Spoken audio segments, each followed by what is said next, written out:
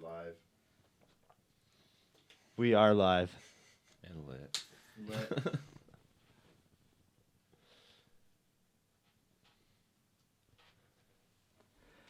Welcome back to the Goat Cave podcast. Today we have two very, very special guests, Jordan and Steve. But before we jump into that, we're going to just talk a little bit of what happened last time. So last week we had Dustin, not Justin, who was the guy behind Rodeo Peanut. I don't know if you guys followed Rodeo Peanut much, but that guy is incredible. Like, super cool guy. And, you know, we just talked a lot about, like, what he's been up to now, Rodeo Peanut, all that crap. So it was a lot of fun speaking with Justin. That episode's out on pretty much every streaming platform, including YouTube as well.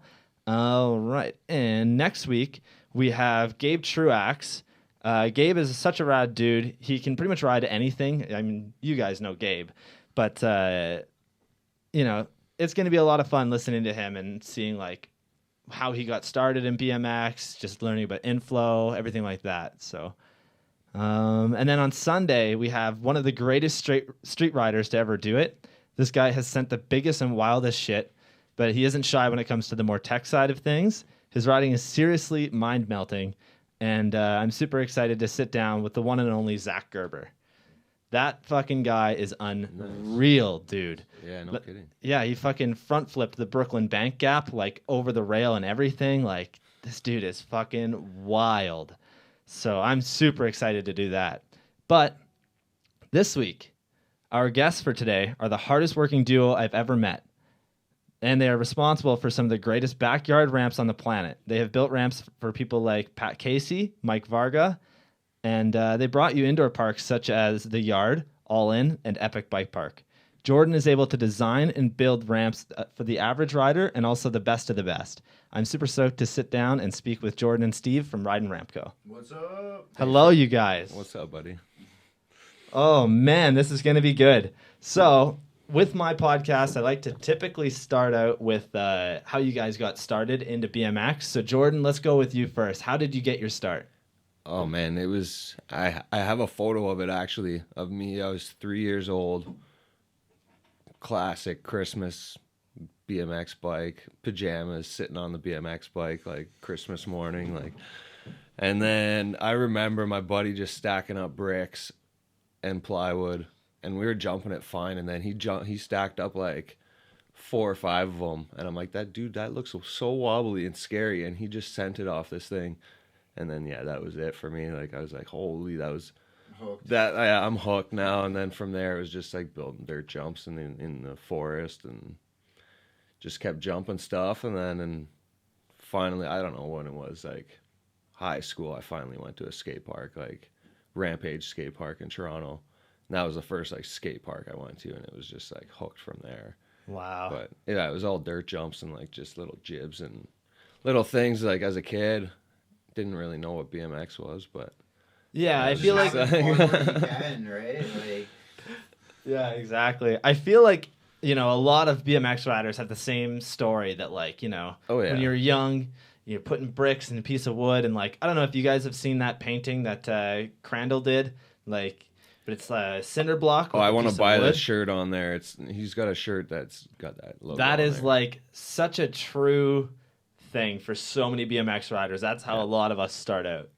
I remember when I was, like, super young, I would take these bikes, and, like, we had a little, like, I don't know, it was probably like 3 feet tall, where the driveway dropped to the grass, and I would start putting ramps on that so that it's you're fucking sending it so far. More and more, it's like the first foam pit. Yeah. Oh, no, yeah. It's like what Jordan was saying. Like, how many more bricks can I add to this thing, you know, before, like, I die? Pretty much. Oh, man. So, Steve, how did you get started? Same story? Yeah, pretty much. Just, like, try to have fun and do something, you know, keep myself entertained, and I guess entertainment turned into, you know, sending it off of big jumps and, you know, just turning piles of dirt into jumps, really. Having fun with friends, really. That's what it's all been about. Yeah. The dirt jumps are, like, it's such an easy way to get started into, like, actually doing big shit. Like, when I lived in this small town, we would take our shovels and we would go to, like, it's kind of a weird thing where the city had, like, there's a drop in the grass kind of area, and we dug a ramp into it, so it's like literally a fly out dirt jump. And that's where I learned my first 180. That's where I learned That's all it takes, man. It's just like a little hill, and like you don't even like. It doesn't even need to. You don't even need a shovel sometimes. You can just like hit like a little grass hill, and it's like a jump. Oh yeah. Oh yeah. Watching my son go out and like find little lines. Like we'll just go ride down the road, and he just hits. He loves just bunny hopping over everything. Like just hitting.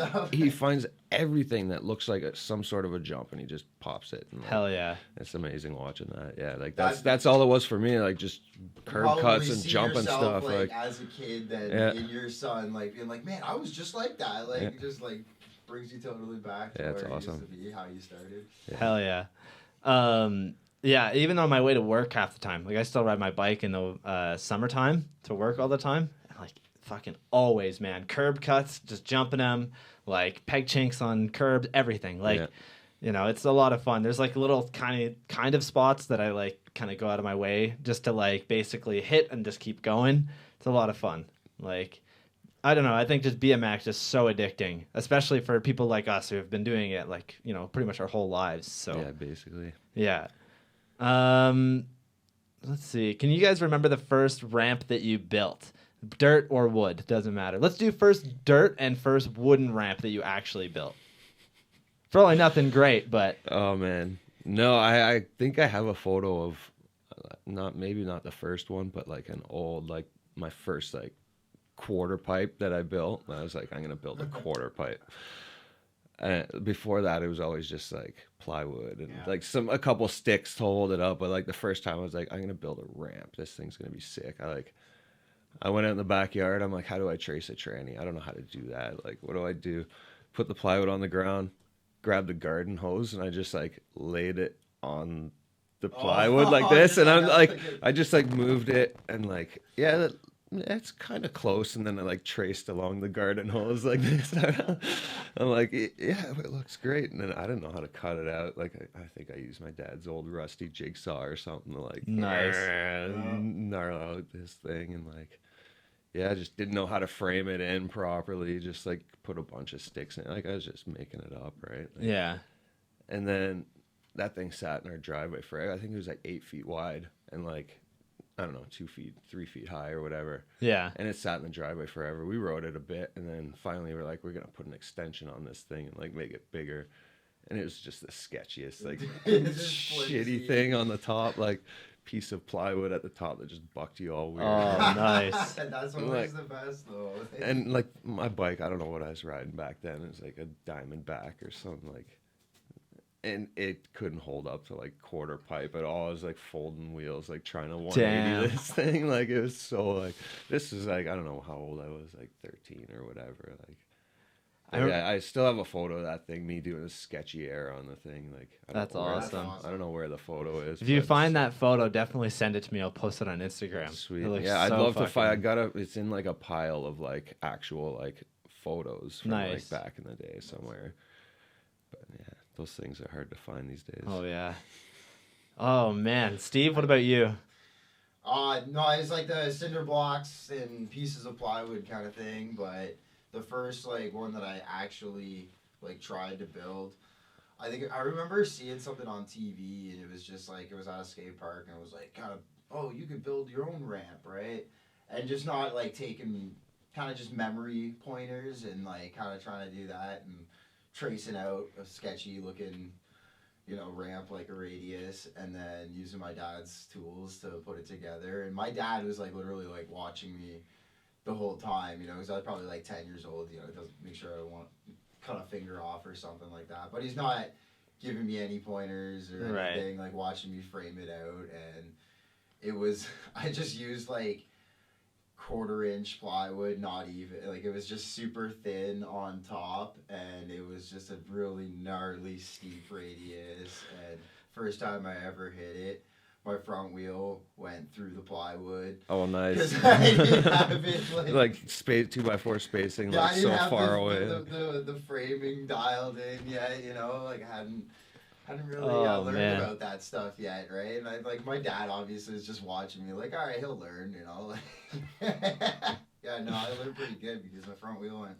into the piece of plywood, and then I went over Nice. top of the Napoleon ramp, over the Dynamite. bar. Oh, Yeah. man. Straight up, like pretty much like through the ramp. I have no idea how I didn't go through the thing, but like, yeah, I ended up with some pretty nasty road rash off the old driveway, and that was the first and last time I hit that ramp. Yeah. That's awesome. Until then, I like learned how to just start shaping dirt, and then I started building with Jordan. And Yeah, the dirt jumps have been like part of my life for like so long. Like I remember going back like in the bushes in like grade 3 or 4, and we would just like dig a hole, and like you dig a hole and then you just like go in the hole and jump out the other side. Like you just push the dirt out like that. And it wasn't even like trails; it was just like a hole in the ground. yeah, like, just bumps like all over the place. Yeah. And then we turned like that's how ours started with a freaking abandoned field behind my house. yeah. Little What was that bumps place everywhere, called? And then it's like, oh, we can hit Trussler. this one. And Trussler, yeah. Trussler Road, and had that all built up. And I used to even have like a half pipe in my backyard that me and my dad built up, but yeah, that thing got weathered out. Oh, damn. Yeah, our spot was called Hickson Trails. That was like tucked in behind like basically the sewage plant. So you'd go there like in the steamy days, and it was just like so like Just bad. leaking. Like, but I don't know, it was just like the sickest spot, and like that place was built up. And I know like a lot of riders, like I don't know if you know Mike Wilkinson, he Yep. rode there, and Smiley. like a bunch of dudes. I think like Messi rode there back Oh, in the wow. day, like a whole bunch of dudes. Like it was like the trails spot, like it was actually sick. Like dudes built it up pretty good. Then it got plowed like the one day, but yeah, it was just like that was a sick spot. That was like my home trails for years. So I We actually, used to build at Cox too, right? Yeah, Cox was like, yeah, we were there for like, I don't know, I built there for a while, helped build that big roll in and stuff there, and then like, just I don't know, we built like a whole like line off the one side. There was always stuff there. Like when we were there, we tuned it up quite a bit, but like. Yeah, when it came to I remember hearing about Cox like when I was a little kid. Yeah, there was always like crazy stuff there. I remember going there like for the first time just around the time when the Primo crew went there. Like Dakota Roche and all those dudes were out there, and it was just like blew my mind that those guys came out to the trails and like and then since then like they were in rough shape. I guess nobody was like there's a couple dudes working on them. They were hard to maintain. There was no water source or anything, but like it was like they were in rough shape back then, and then like a bunch of dudes were just like building for like a few years. We were out there like every single day building stuff, and like that place got fun. Like that was an amazing place. And I actually look back on Google Maps now, and if you look, there's always like there's like the big clearing, and all the jumps went down the one side of the clearing. yeah. Now some kids, I seen them starting when I just stopped digging there like a while ago, but they had built like the whole left side of the clearing. It's like a full other set of trails there. Like it's nuts. Like Yeah, I rode there recently, like probably 2 years ago, but it was still like, there was enough people going out and just maintaining them. Really wasn't too much stuff getting done, but like there is a little set of trails off to the side that were like at the time starting to become a little overgrown. I don't know if they've went and fixed them. It's really hard for dirt jumps. I remember that at Trussler. It was just like you'd have like a couple guys here and there working on it, but it was a lot to especially if you wanted to ride it all. Like you go out and like dig for a night, and then you'd get like a couple laps in, like You'd as be the so sun was tired, setting. Yeah, and like, you're oh man, all right, I gotta do a line or I gotta ride like something just to like feel like I was here. I wasn't just digging the whole time. I gotta like at least ride my bike and enjoy this. Yeah, but those are fun days. Just digging, like having big digging parties and like getting pizzas and just chilling out in the woods, having bonfire. Having a fire, yeah. Those were fun. The trail like, night, that's all it was all about for me too. Was like the trail life, just hanging out. Yeah, they were fun days. Don't do that much. I do it in my backyard now. Like now I'm building in my backyard. I got the bonfire going and like pizza cooking in the oven. So it's Got that Delicio. Burgers or whatever, Oh man. So one of the coolest things that I saw in the last 2 years is a DIY skate park in Montreal. It's behind La Taz. It's called P45. I don't know if you've ever seen it. it. Concrete thing? Yeah. I It don't know if reminds I me of went like back there. I think I've seen photos of it. it's when incredible, dude. Yeah. It's incredible. Where It's is it? literally it's right behind Lataz at Oh. in Montreal, and I'm telling you, this fucking park is like so next level good as a DIY concrete park. I could not believe that like people actually built this, and I think that it just kind of goes to that level, like one extra level than dirt jumping and dirt building, because there wasn't a lot of BMXers that built it. It's a lot of skaters, but it's their kind of way of doing Concrete's it. serious stuff, That's man. the Like, thing, that's though. It's not like fucking. dirt. It's You like- can't fuck around with it. No, you said that once. It's not like, oh yeah, I'm There's gonna no reshape shaving this it. Here. Like Yeah. I cut concrete. I've for a seen it living, done, That's but- like, that's gnarly. You know. Yeah. You can't mess around with concrete. Yeah, that's the thing. You gotta fucking get that shit right on the first go. Yeah. That's for sure.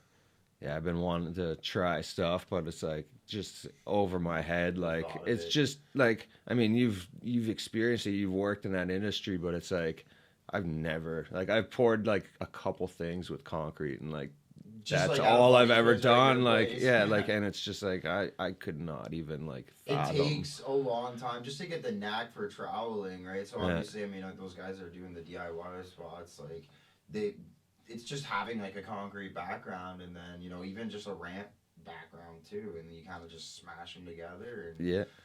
the riding just comes with it, Dude, like a lot of the stuff that's in there is super crazy. So they have like an old section that like rides really like old school vert kind of way. It's really weird. It's like a bowl, but like it literally hits vert with pool coping around the whole thing. The whole park has pool coping. Wow. But the newer section, it's definitely people that build fucking skate parks building it, because it's like the one like box jump area is super cool. It's got a bank on the one side and an actual curved lip on the other. But it's got like a curved lip on this side, and then on the other side it has these two like almost like the camel humps at the odd that come off of it, but then they round out at the end of them. So it's like I'd have to find photos or videos of it, but damn, dude, like these are really cool. Like it's Just different. just super different. You would never see that. Like you only see it at a park like that. And that was one of my favorite features, is like that box section with the like really cool things that come off the side of it, and also the quarter pipe they had right next to it. Seriously, probably the best 7-foot quarter that I've ever rode. Nice. Like I cannot believe it was so easy to air. You would literally just air the jump backwards, and then just boom, you're like 5 feet up without even trying. Come down through the box, like it's so crazy. And it's skaters that really ride this. Like it's skaters that build it. Everybody has their own through riding, and you learn what you like to ride, and then you learn what you like to build too, right? And so everybody's own technique, Sometimes like you just ride somebody's ramp that they built, and they just add their own little flair into Yeah, it. they've It got just- their whole wow, other this style. thing, like Yeah. works like so well, like, and it can work for everybody, skaters, bikers, like everybody. Yeah, it's really cool, and they're actually like the one girl that builds there all the time. Her name's Frederique. She's really good friends with Travis, and she's a really cool girl, and like she goes there all the time. That's like her life. And they have like a barbecue that they built off to the side, like literally concrete with fucking the metal slats and everything. It's just so cool, man. It's Like the if you trail guys, life, but like now in Yeah. concrete. Like, yeah, you guys have Is to this go and place check it under a out. bridge? No, I can it- just picture it like 'cause There's a lot of those I've spots that seen are under those DIY bridges. Yeah. spots like just under a bridge, or like like at the freeway above you, but it's just like a sick little underground place. Like I would DIY love spot. to be able to fucking ride a park like that. Like what is it? FDR in Oh, yeah. Pennsylvania. It's like that, and then Yeah, that place Burnside is looks like crazy. that. There's one in BC that's like crazy fucking like full pipe thing that they've built it in. Like just so That's cool, what I love man. about concrete. It's like it's so like versatile. Like to frame like a lot of that stuff out of wood. Like Oh, fuck, you're man. not like you can't do it, but concrete you just blend it over and like obviously Put a there's a good technique base to it, down, but put like some rebar in it. Yeah. Float you it can out. just like make little weird things that are just so much easier out of concrete, but it's just a whole other realm that like Oh, dude, a I lot just of would the, have to just like here somebody just give me like $1 million to go play with some concrete and then Yeah. my boss is That's- actually he's an old time skater, and he wants to like with the amount of times we'll do a job and just have like leftover bags of concrete or whatever. Yeah, He's it's like, what, you just like- gotta find a spot in town and like it'd be sick to A just dump have site, a yeah. dump site or something Yeah. that is like just been sitting there abandoned for a while.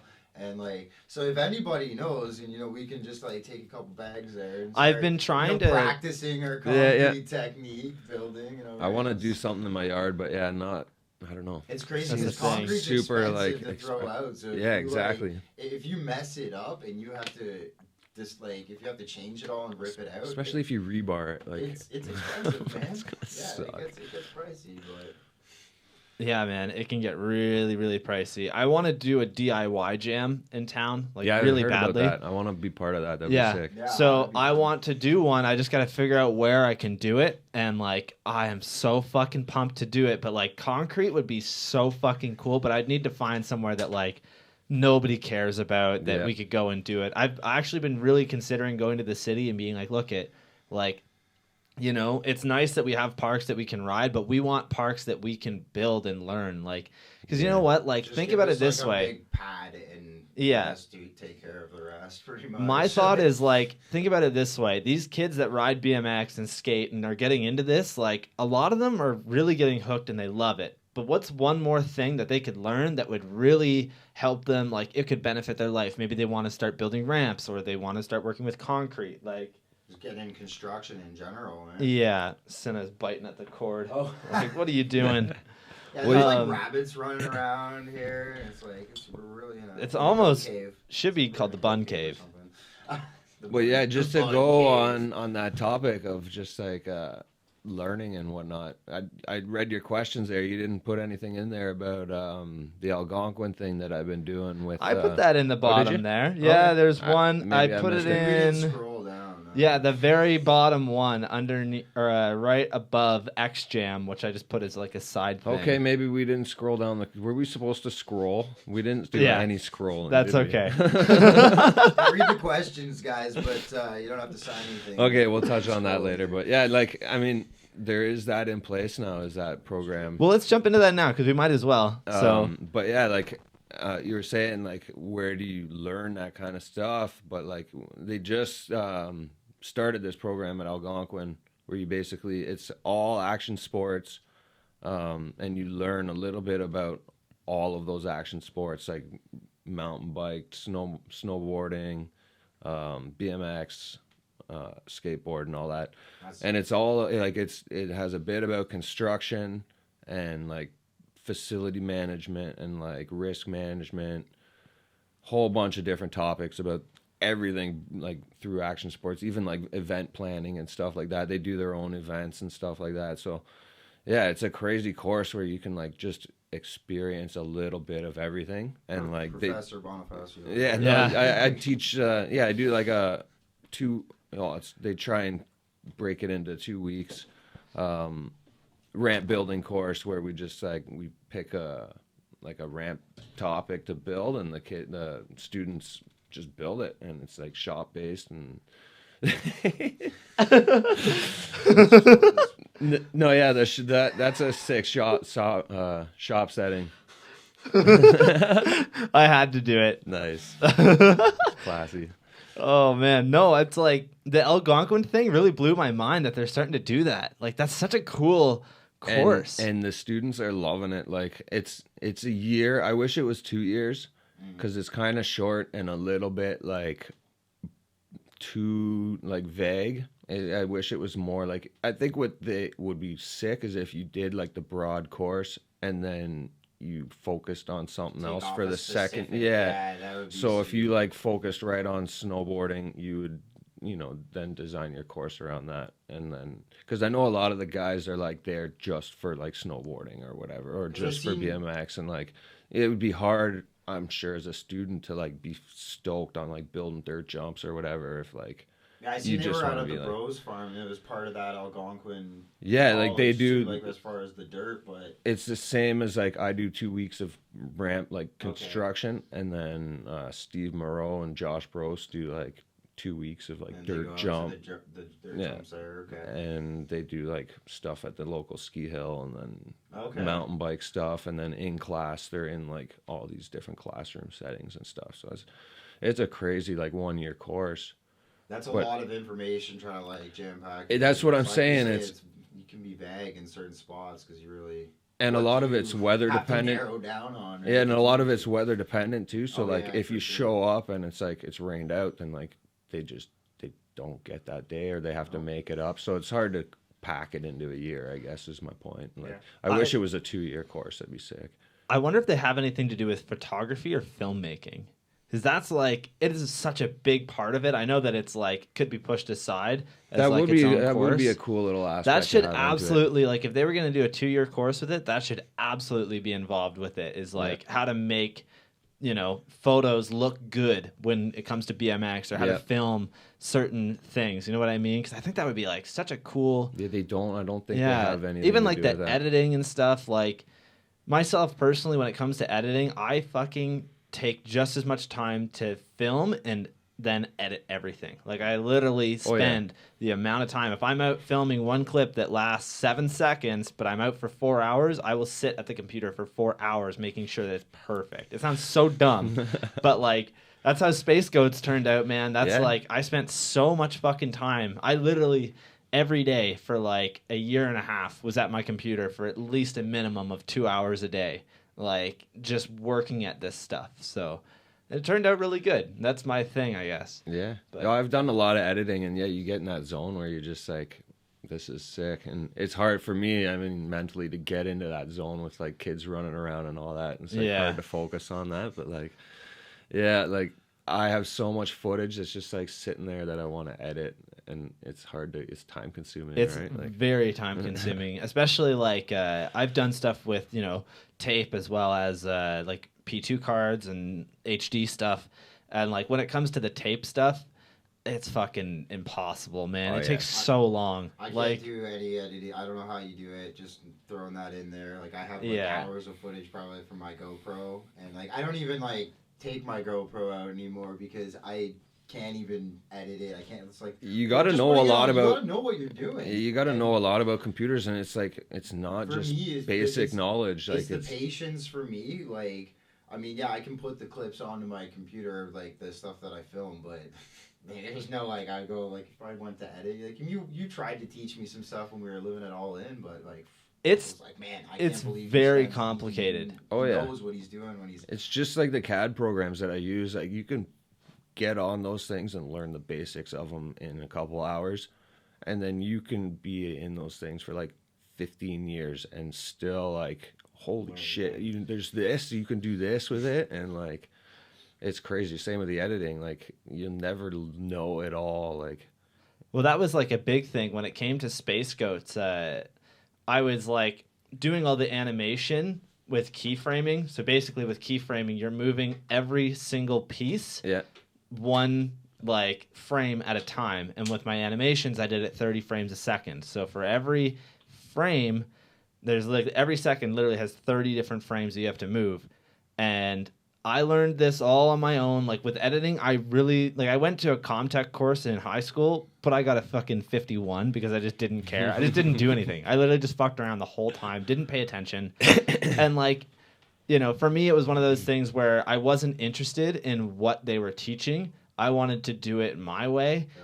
And, you know, I really regret that because now I'm switching from Final Cut to Premiere. And, like, that's what they taught was Premiere and how to use it. I'm like, well, now I fucking feel that's so what dumb. I use mostly if I'm going to edit something. Yeah, I have, like, all the new Adobe stuff. Like, I have to pay monthly for it. But, fuck, man, that shit is so good. There's, like, 50 different apps. Well, maybe 30. But, yeah, it's ridiculous, man. Like, especially with editing. It takes so long. And, like, I don't know. I would get, like... When I first started making Space Goats, I actually came up with the name for Space Goats in this exact room. Oh, yeah. And I was just getting so fucking, like, ripped every night, just so baked, like fucking bong tokes. And then I'm just sitting there, like, trying to make all this, like, super flashy, creative stuff. I can't, man. I'm in the dark. It's so weird and trippy. Like, it was just so crazy. But that's kind of how I came up with everything. So there you go. But anyways, we were talking about like the ramp building course. How did you get selected to do that?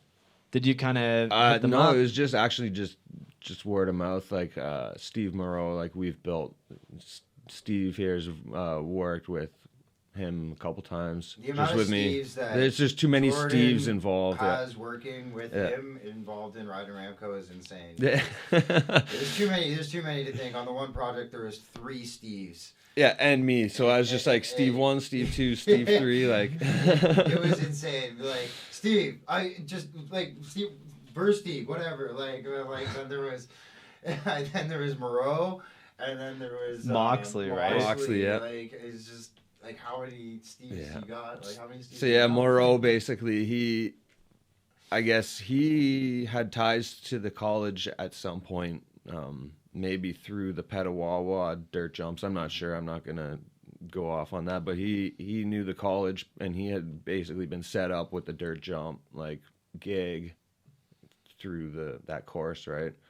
And they knew they needed someone to do the ramp building, and he just recommended me. So, yeah, it was just like, yeah, I'm not going to turn that chance down for sure. I called the guy back, and, yeah, it was sick. Like, no, it's cool that you get to pass along your knowledge of it, because if anybody knows about ramp building, it's Jordan. Oh, it's fun. Yeah. Like it's basically like a super introductory course to like carpentry kind of and designing. Like we just like last year we did some random like just little jibs like rollers and flat boxes and stuff. The year before we did a full mini ramp, but like I think the full mini ramp was a bit like ambitious to do, especially like we got lucky. There was a couple guys that were like really stoked to build and like actually knocked out a bunch of stuff, but like if you don't get that, if you got a bunch of kids that aren't like, you know, are beginner carpenters, like it could be like, oh man, like hopefully we get this thing done, you know,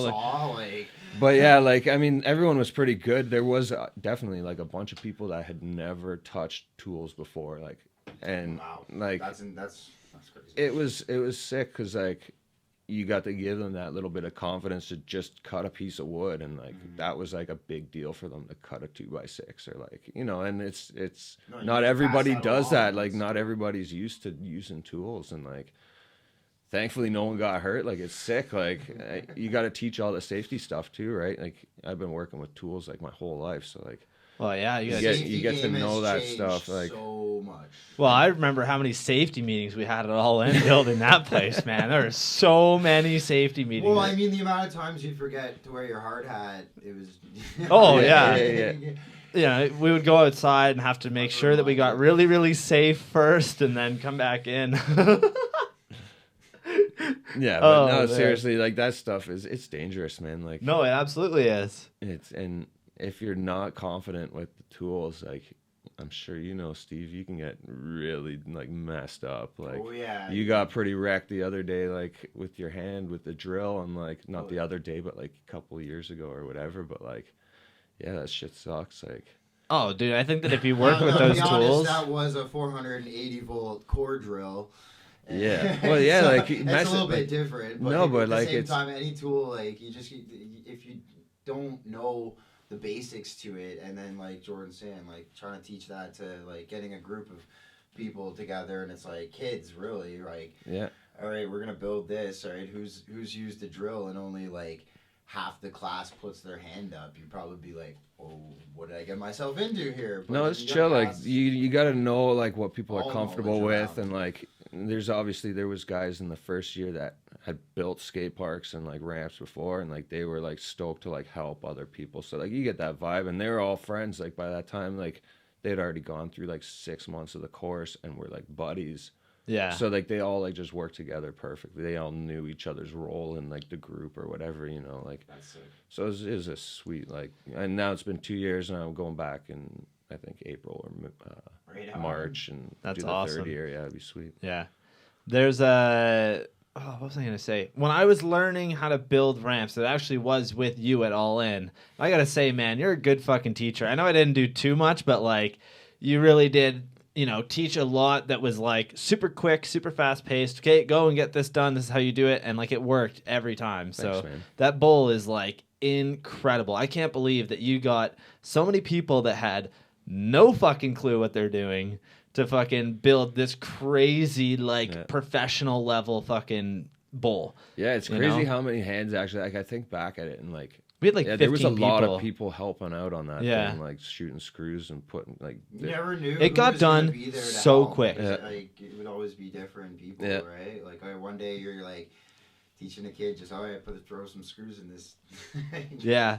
With it was so crazy building that, man. Like, you know, I remember the first day that we actually got to ride it. We like built all weekend. Literally, like I had been there for weeks just because I would stay throughout the week to try and like help somewhat when you guys were gone or do something. No, it's all about the first day that we showed up for that, because you called me up and you were like, hey man, what are you doing? Remember when we were at All In last week and they were talking about ripping this pump track up and building a bowl? Like, do you want to be involved in that? Like, let's go up there and see if they need a hand. And we went up there and the pump track was still in, and me and you like just got to work just ripping that thing fucking out, took it right out. I cannot believe that we Jordan the next day, and he's like, okay, like let's see what we're dealing with, and like he just went to town. And we had like half the thing framed in like that first weekend. Oh, like, dude, the first day we had like the first 2 quarter pipes on the side framed, and then the whole other side like framed. I remember that, and then after that it was like just kept going, and like it was so crazy how fast it came together. I think that we counted it and it was like 16 full days. Like it took about 2 months to build. Well, yeah, we went and did Varga's thing like halfway in between that. Like we took a week off and did Varga's thing. Yeah. But yeah, it was stretched out. Like it was good that Derek had that. Like it's an isolated kind of spot, so you can just kind of quarantine it and just can't go in there until it's done. Like just wait. So it was kind of sick building the hype for that. Like just kids were getting stoked. Like, can we ride the bull yet? Like, yeah, they'd go every. Is the bull done yet? every minute it seemed like there was a kid asking, "Can we ride the bull done yet?" Like, is it done yet? What like pisses me off is that we built this incredible bull, and the only people that do ride it are BMX riders. The scooter riders will like drop in, go Just over the fly roll out. just the fly out. Like, are you fucking serious? Like, yeah, it's a great $30,000 fly out. Yeah. Fucking Yeah. assholes. Well, they fly out both ways now, you know, like they go the one way and then they go. They do the step up fly onto out. the- Yeah. up onto the sub box. Yeah. There's like 5-foot landing space, like to a Crash wall, into the wall. or to a window, or whatever you. It's a sub box, not a fly. Oh, so good. Sub box, right? Yeah, sorry, the whole entire sub box. Yeah, that was fun. I remember the first day we rode it, there was like, literally we had, you know, a lot of it, I think all of it was framed out except like one little corner had like a couple pieces missing. And then it was like, a lot of it had plywood, but there was still like, all the bowl corners did not have plywood yet. Yeah, so I made a it's little like, edit of like those sessions. Yeah. And it was so scary to ride that thing with like the ply missing, like your wheel going between the ribs or whatever. Like, Yeah, a couple people got their wheels through the ribs, I think. Not like crazy. I think it was pretty good for the most part. I've had some good sessions on like unplied ramps. Like there was times we've built like full like sections of pump track and had them like all framed out, just ribs, and just like ride them. Like we did that in the yard, like rode the whole like jump line with no plywood on it. Oh my god, that's crazy. Yeah, if you mess up once, that's crazy. Dude, no moto whips, that's for fucking sure. I don't know. I was like, what gauge? We had a gauge drop in at All In on the foam pit roll in. The foam pit roll in. There was That's no plywood hilarious. on it. He's like, "Can I drop it on it?" I was like, "Yeah, Okay. all right, see what happens." Like it would not. Like it was perfect. It's still. As long as you don't turn, you're fine. Like, Yeah, you just can't have to turn go your straight. wheel. Like you just go straight and you're good. Yeah, there's no It's actually a fucking crazy side feeling. hop into it. especially jumping, like doing the pump track and like it's like a weird like Yeah. like, Oh man. Yeah. That's so crazy. So Jordan, before we get like too deep into Rydan Ramp Co, let's discuss how you started Rydan Ramp Co. How did it become a thing? oh man, it was basically just pretty much was solely to do that epic bike park thing. Like basically was just doing this stuff like building dirt jumps and like building ramps, and like that thing came up and she was like, well, you need to have like WSIB and all this stuff. I'm like, all right, well, I guess I got to do this proper and just like set myself up right. So like then that was just like a big project that like needed to be legitimized, like just had to do it. So and like that just became like, okay, now I am making money at it. It wasn't like, you know, a big switch in like what I did to myself. Like I just was always building stuff. Like I've never not built stuff. Like even as a kid, I was always like building little ramps and like jumps, But dirt now jumps, you and made a like business into it, and like yeah, and like realistically, don't tell this to too many people, but I would do it for free. Like I love doing this shit, but like I have to get paid. Like if I'm taking 3 months off my job to go do a project, like You have to get paid. You just can't volunteer. Well, you for got that, fucking 2 kids and a wife, man, a house to pay for. Like, yeah, you know, you gonna have to. That's just what it comes down to. yeah, and like you can't just volunteer your life away. But I Yeah. mean, like the I would amount love of to work if it I didn't have takes, to. You like have to get people. People think that it's like an easy thing to do, but for Yeah, you, like you have to put a lot of work into it. yeah, and you get guys that they want to help, and it's like, yeah, okay, well, and I'm sure you know the thing. It's like you come out for a day or whatever, and it's like, all right, got to go back to work or whatever, got to do my thing, and like they're not fully involved on the project, and it just becomes like, you know, a nightmare for like the people that are actually doing the project, because it's just like too many like things happen, like people coming and going, like not getting into it. But yeah, like when you get like a solid group of guys that are just like into it, it's sick. But yeah, it's hard to coordinate a project like that. Like, Man, the framing is like the longest part. You know what I mean? At least I thought that it would be. I love the framing. That's my Yeah. favorite thing. Just watching like the trannies get stood up for the first time. Yeah. Like cutting something out on the ground or drawing it on the computer, whatever. And you just like, first time you cut it and then stand it up and you look up at it and you're just like, oh yeah, Oh, that's yeah. sick. And you just start framing it. And that's like the best moment for me. The rest is all just like, that's when the work starts. You know, you're screwing for like hours and like, That fucking DeWalt nail gun has got to be the best Yeah. fucking thing to have when it yeah, comes to that thing's framing, sick. eh? Yeah, It I is love like- that thing. You know, I got to use one of those for Yeah, a if only couple you days. could to nail. If you only could nail the plywood, right? Like. Yeah. But you can, like, I mean, No, I know, but on the transition though, like the nails tend to pull, right? yeah, they'll squeak after. Like, if you don't get them set perfect, they'll squeak and whatever. Obviously, like, screwing is the best way, but the nails on the ribs, yeah. Suck. Dude, it was so quick. Like, I could not believe how Funny- quick you funny could detail. frame it with those. yeah. But, yeah, anyways, so that's kind of how Rydan Ramp Co. became a thing. You were doing stuff with Epic Bike Park. How did that project come to be a thing? How did it start out? Well, I mean, I know, but no, it's like I honestly I want to write a book about that whole process. you like, fucking have to, man. I could seriously write like a 20-chapter novel about that place. Like, but no, like that was like a wild story. I was at Joyride with my son, just riding, and like this random lady came up to me and just started talking to us like my son, like she's just stoked on my kid, right? And then she just kind of like started promoting herself. Like she's like, oh, you should come out to my bike park that we're building or whatever. I'm like, okay, yeah. And she's like, it's in Ottawa, like we're building it like now. I'm like, okay, yeah, sure, I'll come out. Like, and then like just started riding. Like that was it. It was just like in passing, like, here, come out to my bike park. And I thought nothing of it. I was like, yeah, I'm not going to your bike park in Ottawa kind of thing. Like, yeah. so then like later in that day, she came up to me and she's like, you know, your son's good or whatever. And she started, and I'm like, I talked to her a little bit. We were sitting at the picnic tables or whatever. We were in a more of a talking like vibe. And so I asked her, I'm like, who's building your bike park? Like, obviously curious. Like, there's a park going up that I don't know about. Like, what is Yeah. this? Like, she's like, actually, we don't have a builder yet.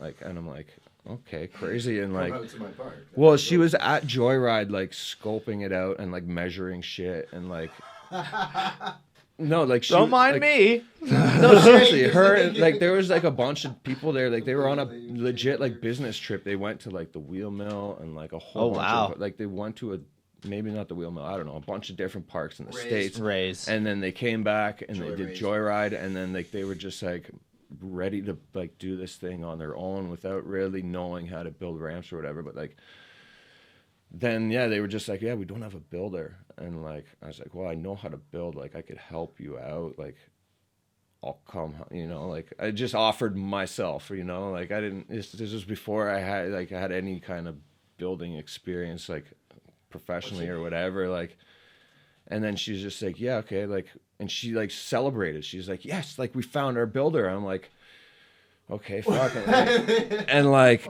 so then like a couple weeks, or like, we just kept contacting, email or whatever, right? I emailed her, and then she was just like, okay, so how many guys can you bring, like, right now, like, do that, let's do this. And I basically had, like, from the time I met her at Joyride till the time I was out there building was, like, 3 weeks. Wow. Like, it was, and, like, they had the building, like, ready to go. So, like, as I was, like, in the first couple of days of knowing her, I was just like, so, like, what do you guys got going on? They sent me all these CAD plans, and, like, it looked like, oh shit, you got your stuff together or whatever, you know, and like they had like a pretty good plan.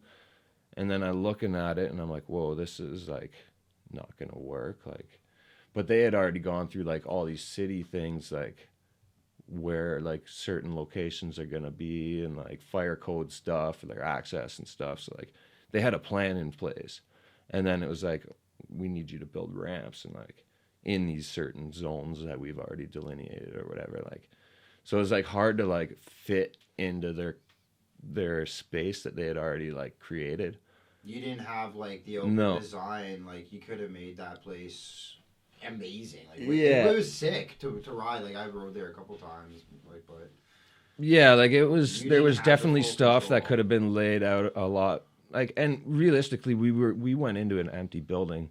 I should have said like, you know, like let's make some revisions here and like start like fresh. And I didn't do that. I didn't want to step on anyone's toes. She was working with like a professional architect to like design all this stuff, right?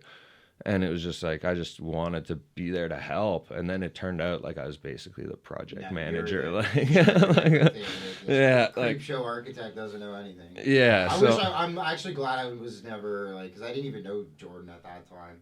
Like met him during the All In project, but like that epic thing was. Like, it was a story, man. Would tell me is like, wow. Yeah, like that's the Coles Notes I just told you. Like that's, and then we were out there for like, it ended up there was like 5 of us living in like a house. Like it was basically the sickest like thing that you could ever want to happen. Like, here, come on this big adventure and like build a skate park and like just chill out with your buddies for like 3 months. Like, yeah, and get paid. Yeah, exactly. It was like this. It was like, is this really happening? Like, me and Moxley went out there to meet her like the first time, like after I'd met her to go meet her in Ottawa. Like, me and Moxley went out and it was just like, is this like real? Like, all this is costing us is a bit of gas. So like, whatever, let's just go. And then it was just like, it just kept, one thing just kept happening and happening. And like, holy shit. When you went up with Moxley, did you bring any tools that first time? No, like we just went like, scope out to see what was going on. Yeah, we just went up to meet her, and then like, I think we went and saw the building and met Emile and Chris Poirier, and they had volunteered to help out. So it was like, yeah, like met those guys, talked to her, kind of got a plan. At that point, I had like designed the jump line, so we were going over those designs. I hadn't designed anything else, and we were going into the building like the next day. Like, it was just like, what is this real? Like, this is so weird. And then that whole thing was just rushed. Like, it was crazy, like nuts. Wow. You said that to us, or like to me actually. We were up. I built a mini ramp with him. Where was that? Bruce Mines. Oh yeah, up in like way out, like Sault Ste. Marie or whatever. We were close to Sault Ste. Marie, and we were like up there, and he's like, I still can't believe this is real. Like that, I'm like actually up here like building a ramp for somebody, and like it's kind of like a dream come true, right? Like it's pretty cool that you got to take this like like that, this creation that you have in your head, and then actually make it. Yeah, exactly. Yeah, those like, you know, it's those crazy big projects that really like stand out to people. You know what I mean? Because you did the yard, you did Epic Bike Park, and you did All In's Bowl, as well as like the first half in the back room. Yeah. Like, it's just that kind of shit is so crazy, man. But the backyard ramps, I think, is like so next level. Like, you have people contacting you saying like, hey, I want a ramp in my backyard. Figure it out. You know what I mean? Yeah. Like, Man, no, that is crazy, and it's a whole other like game. Like, it's not a moneymaker for them, right? Like, these parks that are charging for admission, they get their value back, right? But these guys are just like literally dumping like thousands of dollars into their backyard just to be able to ride. Like, if you break down that cost of like a per day, like what it costs you to ride per day for the next fucking 10 years. Yeah, like, and you factor in the lifespan of what your ramp is going to last you, and it's like it's not worth it. And like, I want to do one in my yard, and it's like, oh, like, do I just, like, you might as well just light your money on fire. But like, it's so sick. Like, I've seen like that little ramp on the side of the 401. You see that little ramp, and it's just like, that is so sick that got built. Yeah, it's shit now. It's gone. It's rotten. It's gone. But it's like, that got built. Sessions got had. And memories were made. And then it's like, that's really all it was. Like, the money's like, whatever. It's going to be gone. Like, anyways, you're going to burn it anyways on whatever. You might as well have some memories. My dad like, put into the ramp that we had. It was like a pretty big. It was a big half pipe, like a damn near half pipe. Like, it was like 6 feet tall, but that's a lot of money into it. But it's just all about the love. Like, I mean, the memories I had on that thing, the birthday party. I'd have a birthday party and it would just be riding my ramp in my backyard. Yeah. That's sick. How lucky can I be, right? Like, and then, 10 years down the road, I get to work with Jordan, like, mastermind of building ramps, and like, learn, like, oh man, there's like a lot into this. Like, when my dad built him built a half pipe, he was like, had no idea. We went to like the skate park and he was taking measurements. Like, that's like legit how it started. So it's pretty cool to think, what you can, what's become nowadays. But to have a ramp in your backyard, man, now it's just like, yeah, and it's actually so crazy. Like, the backyard things, like, I mean, they were around back when I was a kid. There's some random kid had like a little mini ramp or whatever, but it was never like a backyard park. No. Yeah. And like, I went out to Spinners when he had his, and I was just, my mind was blown. You rode Mike Spinner's park? Yeah, like, that's insane. I met him back when we were working at Woodward, and like, this was before he was even like pro. Like, he was just coming up AM.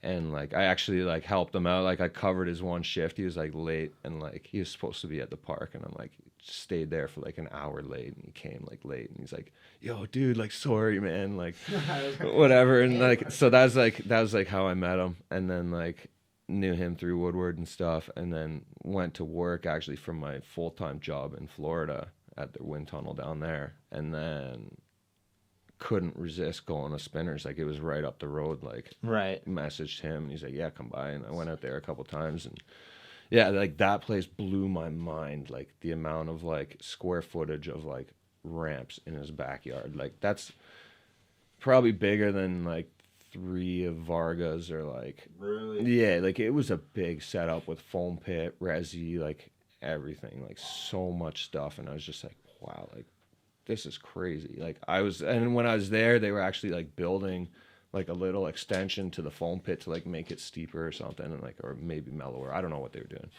But they were building something there, and I'm like, man, this is sick. Like, I would love to build something like this one day. Like, and yeah, just then you just see them like start popping up, like all these crazy like backyard ramps. Like, Anderson's got his thing, and Pat's. They're so crazy, man. And Drew's like, yeah, like all these, and there's so many of them now. You just see them, and like, people are loving it, and that's like the vibe that people want to have, is like that backyard, like, do my own thing, like, yeah, don't have to deal with like scooter kids or whatever, and it's just like, it's your own spot. Like, doesn't matter if it's, it's starting to get sketchy over like years of like rot or whatever. Like, it's, you figure it out, and like, replace a couple pieces of plywood or whatever here and there, just especially in Canada in the snow, like. And that's the way it is. Like, like, these aren't meant to last for like 40 years. Like, they have a lifespan, right? But you gotta.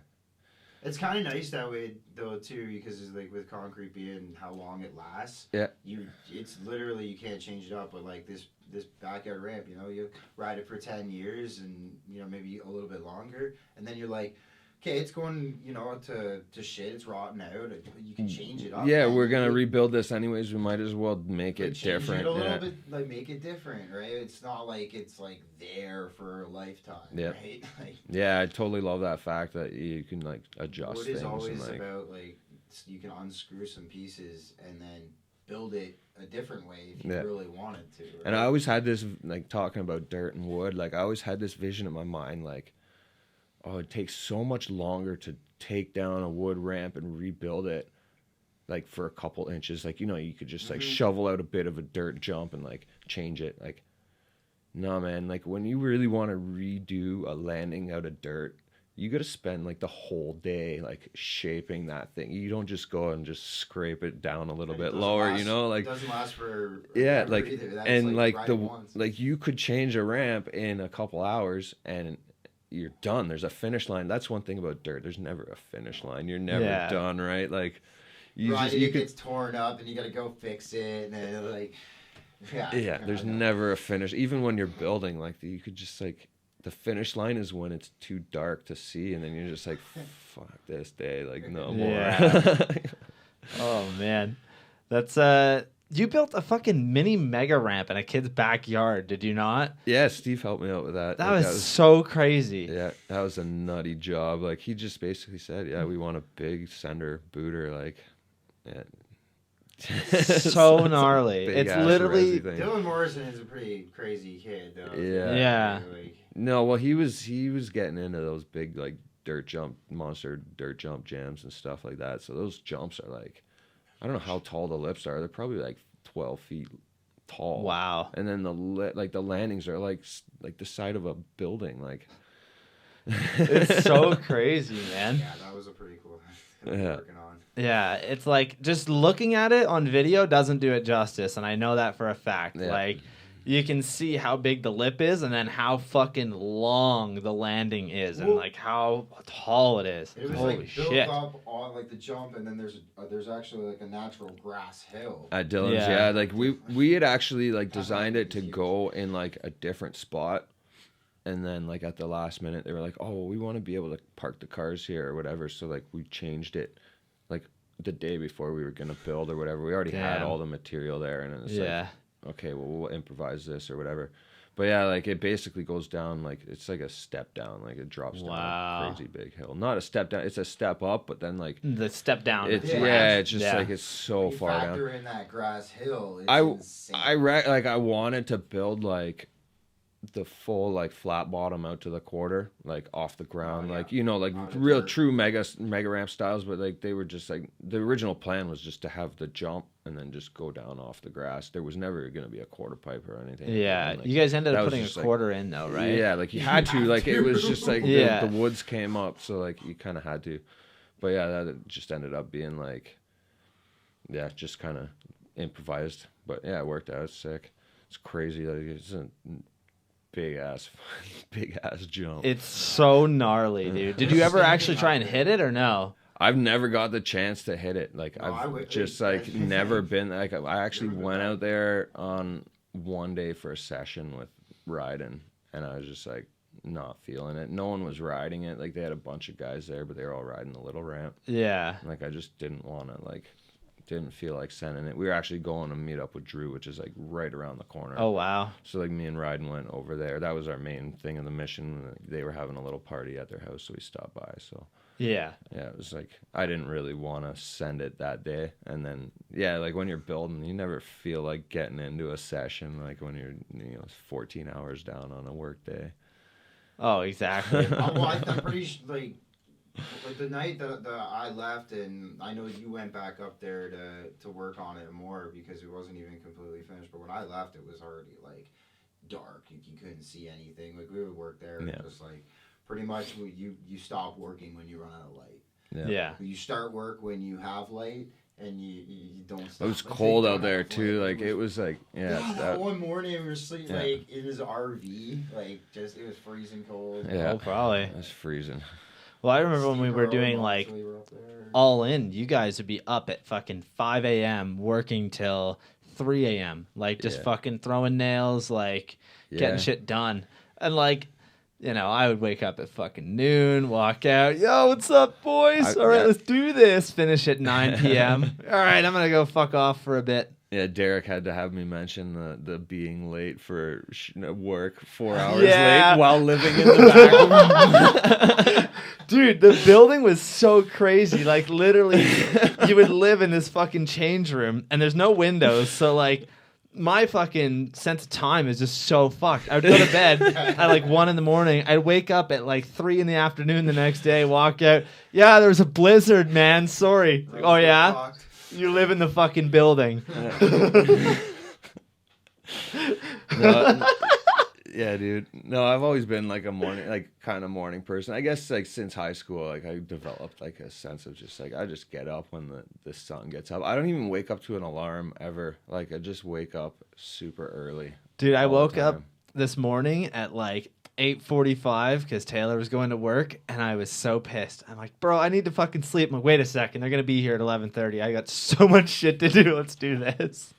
Well, that was like today. Like I woke up at like 10 o'clock today. Like I was out all night last night, and then like woke up at 10, and I'm like, oh man, I'm supposed to be there like real soon. Like get up and go. But that's like actually the first time I've slept like past like 8 o'clock in so long. That was awesome. Like.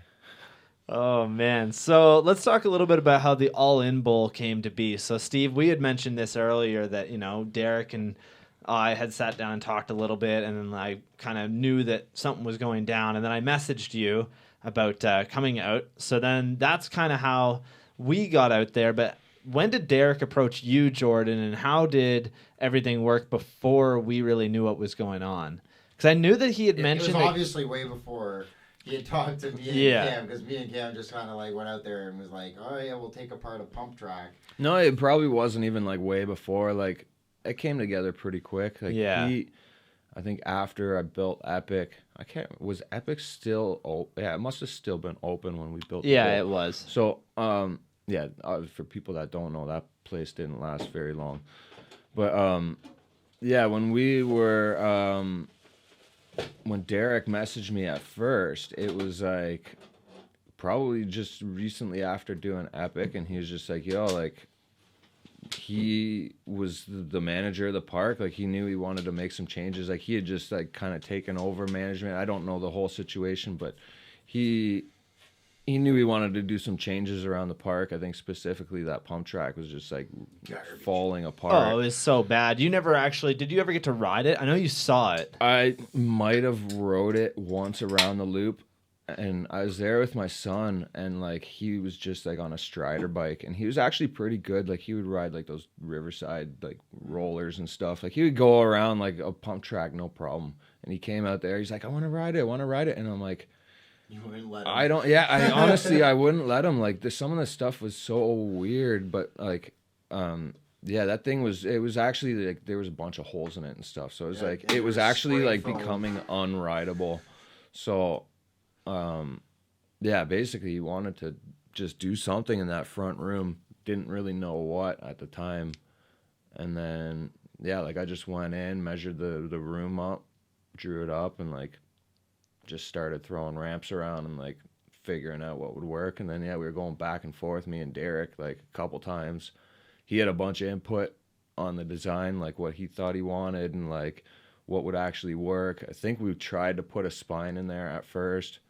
It didn't really fit the shape of the room, and like it was just back and forth a few times. Like I'm so stoked with how that thing ended up turning out. Like it was a good one. But like after basically the design, like pretty much just started like pretty soon after. Like it was a couple weeks or whatever. And like the first day I went out, I remember I was like a few minutes late. Derek had bought breakfast or something that morning. Like it's like, what are you doing? You're late. And I'm like, I look over and there's like still a pump track there, and I'm like, you can't do anything anyways. There wasn't still a pump track there. There was like bits and pieces of it, maybe. No, this me and Cam showed up. Were like, it was like there was still a pump track that you could ride, and Derek it's was still like, there.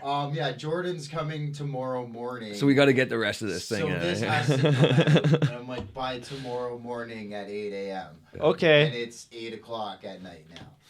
All right, well, let's get to work. But yeah, we were all into like it was sick. Like that was a sick People came group together. project. There's a bunch of guys up there just helping ripping sheets off, and like things are just like. It was a lot of fun, man. Honestly, it's one of my best memories was building that park. You know what I mean? Like, it's such a cool thing to be involved in. And at the time, I had no fucking knowledge of how to build anything. I might have put up a shelf. You know what I mean? But shit, we just went up for the demo, and then it was like I said, I was like, it's always been a dream to help build ramps, and then like met up with Jordan. I'm like, I'll just lend a helping hand, and like. Luckily enough for me, I've been in construction my whole life, so like my dad had taught me so much, and I was able to kind of help him, and that's kind of just what got me started with working with Rydan Ramp Co. So yeah, exactly. That was really the pinnacle for me. Right.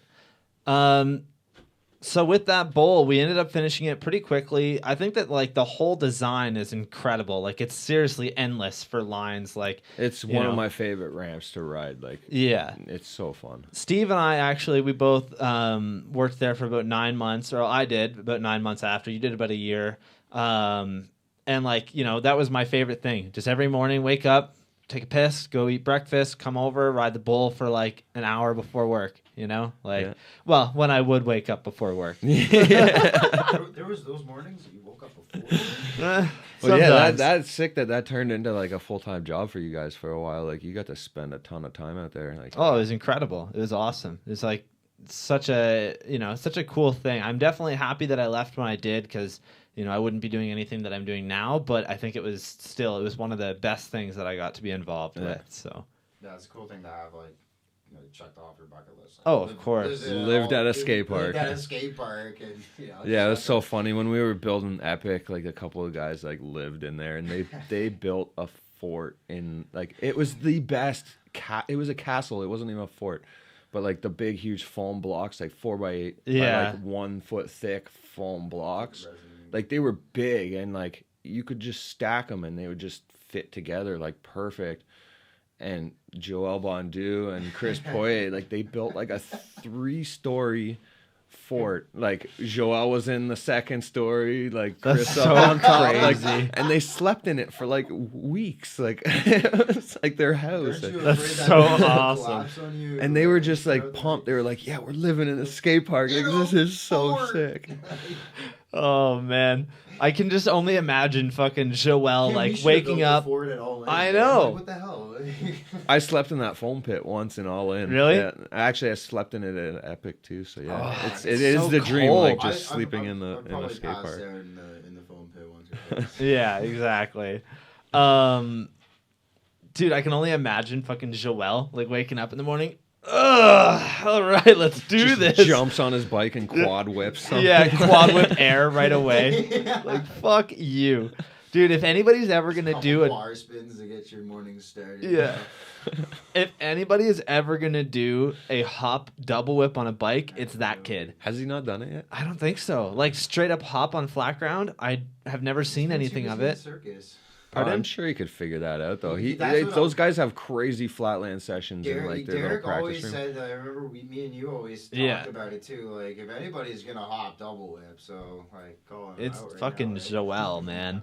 I would Speaking love of to double whips. Think of that 3-tap to double whip that just happened. That was nuts. And yeah, that Red Bull contest. Oh my god, that park was incredible. Yeah, man. The jumps. Oh my god, just so big. Yeah. Like, it was ridiculous. That was gnarly. I've been dreaming about that literally since I've been a kid, and like I've seen like bigger ramps and like the 4 or 5 foot quarters are gonna turn into like 20-foot quarters, and like it's happening. Like it's so crazy, man. For like Drew to have his uncontainable edit, and then now they turn this into this massive park, and like all these riders get to go, and like just that was insane. That step up. Like the drop in for that, I can only like just seeing it on TV. It doesn't do it justice, obviously. No, but like I was talking to Pat and I was joking with him. I'm like, "How bad do you want a 540 that step up?" He's like, "Dude, I want to so bad, but I don't want to die." He's like, "I'm not doing it. I'm not trying it because it's just like so big." Like, fucking Morgan got broke off just putting his foot down. Like the amount of time that they were in the air, just like air. Oh my god, ridiculous, dude. One of the most underrated riders that's like a park rider in my mind. I forget how to pronounce his last name. First name's Tom. He rides for Sebastian Keep's company, Tall Order. That dude is fucking gnarly, and he was riding there. He's one of my favorite riders to watch. I forget his last name too. But, he was gnarly. He was so like he boosted everything like 30 feet out of the lip, like, and just so crazy. And actually, Ben Wallace, he was crazy to watch. Too. Yeah. Like, yeah, he's been like around for years, so it's really cool to see that he's still doing like contest stuff. And whatnot. I met him out at Pat's. He's like super rad, dude. He took us out for like lunch one day, and like, he's sick. Hell yeah! So since we're on the topic of Pat Casey, you actually built Pat Casey's backyard ramp as well. But before we jump into that, how fucking crazy is Pat's kid? Dude, he's pretty standard crazy for a kid, but yeah, like, oh my just Pat God. like allows him to like do crazier shit than most kids, like, and like just the way that he like his yard is just set up to just like, you gotta do it. Like, I'm sure, if I was all that stuff was in my yard, my kid, and like the motorbikes and all those uncontrollable like toys that are just like... I can never understand the fact it's like he's got his own dirt bike. I'm like, are you fucked? Like, that is insane. All it takes is like that, and you're done. He learns how to walk, like, and then like a year later, it's like let's put him on a dirt bike. Literally, dude. No, dude, dirt bikes scare me. Like, I rode like a couple in my life, and like, I'm not down with like selling it. Not for me at least. I think about how crazy I get on a bike. Like if I ever had a motorbike or a dirt bike or something. It's just too easy to just get like going 100 kilometers an hour and you're done. Dude, so my little brothers, they live on like just like a little country farm property area, and they went to the dump and they found an e-bike that just needed a new battery. They went and bought a battery for it. The fucking thing is like so funny because it's just like literally a moped e-bike thing, but it can go so fucking fast if you take it on the dirt. Nice. Well, I go over the one day and Taylor drove us there, so I'm just, hanging out, drinking a bunch of beers, probably like, 6 tall cans in. I'm like, I want to ride that fucking thing. So I start like jumping it through the backyard and whatnot. And then I go on their dirt road and I'm like shredding, going so fucking fast on it. Marshall gets on the back. He's my little brother. And we go around, like, I try to turn it and literally just eat shit because it's a dirt road. My fucking ankle still has, like, the craziest scar from the amount of fucking road rash I got. Like, I would not want to, like, slide across a road. Ever. Oh, man. It was so crazy. And I fucking look like such a dick, too, because I'm, like, nice button-up shirt, little shorts on, fucking ride like this. And eat shit so hard.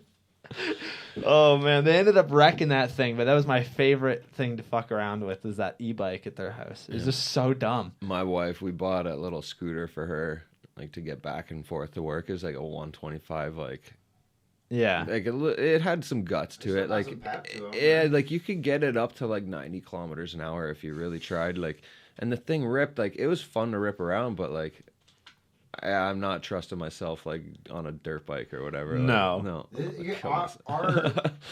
Our BMX wheels have bigger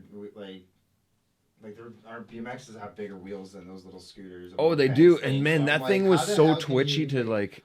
That's the thing I'd be scared about, like, on them, man. They're so, like, touchy, right? And the front brake, if you touch the front brake on that thing, it just went, and, like, the shocks, like, sunk down, like, so far. Like, you couldn't touch the front brakes. And, like, if you were to turn and hit the front brakes, it would just, like the worst feeling in the world. Yeah. But, like, yeah, it was scary. And, like, I'm sure the same is, like, you get used to it, I'm sure, on a dirt bike. But well, then you got a couple beers in you, your confidence level probably goes up. I definitely should not have been doing it. And I definitely, like, looking back at it, kids. I'm not going to do that again. Don't drink and ride. Yeah. But I'm like, Jesus, man, that was such a good experience because now I know not to fucking do that because I'm an idiot. But, oh, man.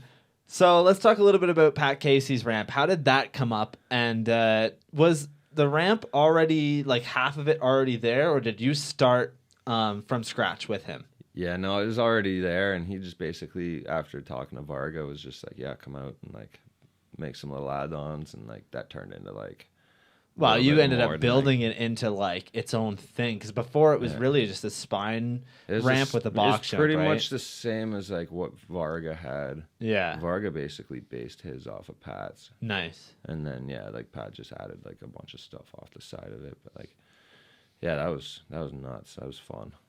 Yeah, it's like such a crazy looking fucking ramp, man. It's so gnarly. I love Like- I love the vert wall off the side of it. Like Yeah. the spine transfers. Like I don't think I've ever seen that set up, like spine like that just butts into, or the vert wall that just butts into the spine. Like Yeah, when I built it, people were just like, "What the fuck? Like, why are you doing that? Why don't you bowl it out like every other ramp?" And it's like, no, like this works sick. Like you Yeah. can just carve it and like not have to jump like a 20-foot hip to like get to the other side. You know, like right. You can also hit the spine and then yeah, the transfer onto transfers. wall. Yeah, There's so many options to it. Yeah, yeah. No, it's super fun. Like I honestly, I wish I could get back there and ride it more, but like. That's the same with like every ramp I build. Like you build it and then you're just like gone. Like yeah. it sucks.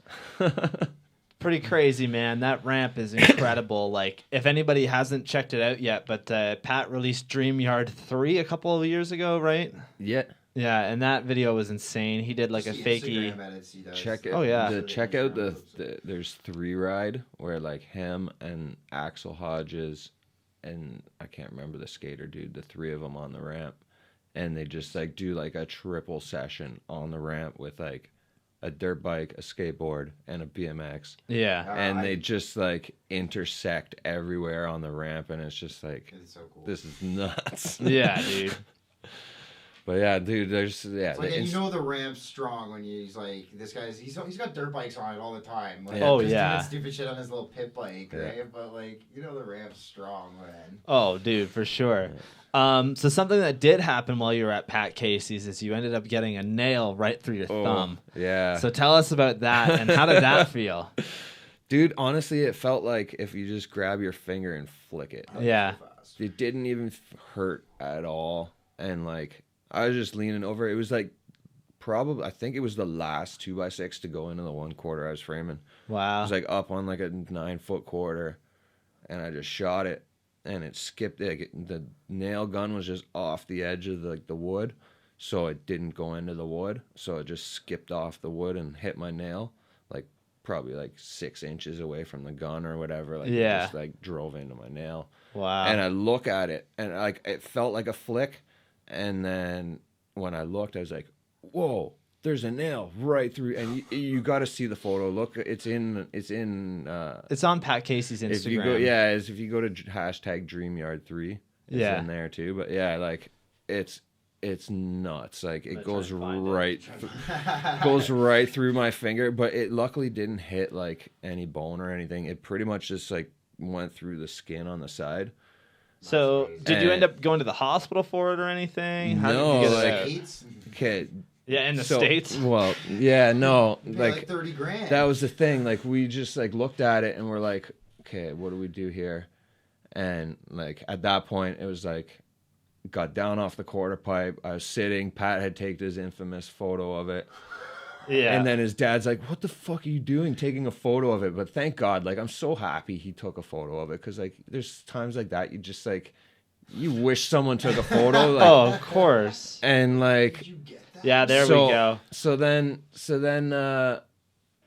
yeah, that's it. That's Wait, get it up to that camera. Yeah, here. I'm going to hold it up there.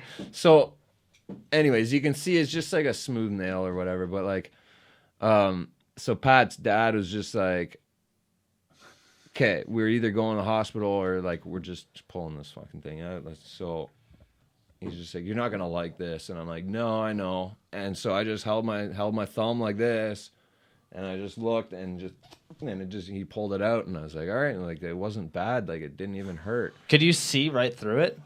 No, no. Right where the hole There's is? a gaping hole through it. Yeah. It's Like, yo, what's up, Pat? I can see you. No, no, it like, actually, take the picture now. like if you look, it went right like under the skin of like, Yeah. your fingernail, and like out the other side. So there was It's like just best case scenario, eh? It really was, and then like pulled it out, And I sat there, like, obviously at that point, like, shock sets in and you're just like sweaty and like you get that spin and you're like, okay, I got to sit down for a bit, have a drink of water, bandage it up. It really wasn't even like bleeding bad at all or anything. Right. And then like just sitting there looking at the ramp, knowing like I got to finish this fucking thing. Like it's not going to build itself. So like it was actually the gnarliest thing too after, because we were like rebuilding the lip of the box jump because like it was too steep or whatever. So we mellowed it out. So we had taken all the framing out and the trannies were standing there. And the way it was framed, there was two, like, the center tranny was like 2 pieces of plywood, and it had been like nailed, and then 2 sections of ramp like pushed together after. So like the nails were inside like the plywood, so you couldn't get like pull the nails out. They were like in there, like after I'd cut all the ribs out. So then right where I want to like cut the new tranny, there was like 3 or 4 nails like right there, and I'm like, so I was like cutting as close as I could with the skill saw, like through double layer of like soggy plywood or whatever, like get that done and then get to the nails. And like, I'm looking at, like, I just had a nail in my finger and I'm like, okay, so well, how do I get through all this? So I get the Sawzall and I'm like cutting through the rest. Like it was only like 3 or 4 inches of tranny that I could cut with the Sawzall, but it was all nail embedded. Yeah. And I'm like, and you get to a nail and it starts like going like back and forth in the plywood. And I'm like looking at that and like thinking of my finger and like, this is the worst thing to be doing like right after shooting a nail through your fingers. Like, hacking dude. like, No, I was like, take this, you stupid and nail. it's just like shaking. I'll like, show you going through my freaking finger. Come on.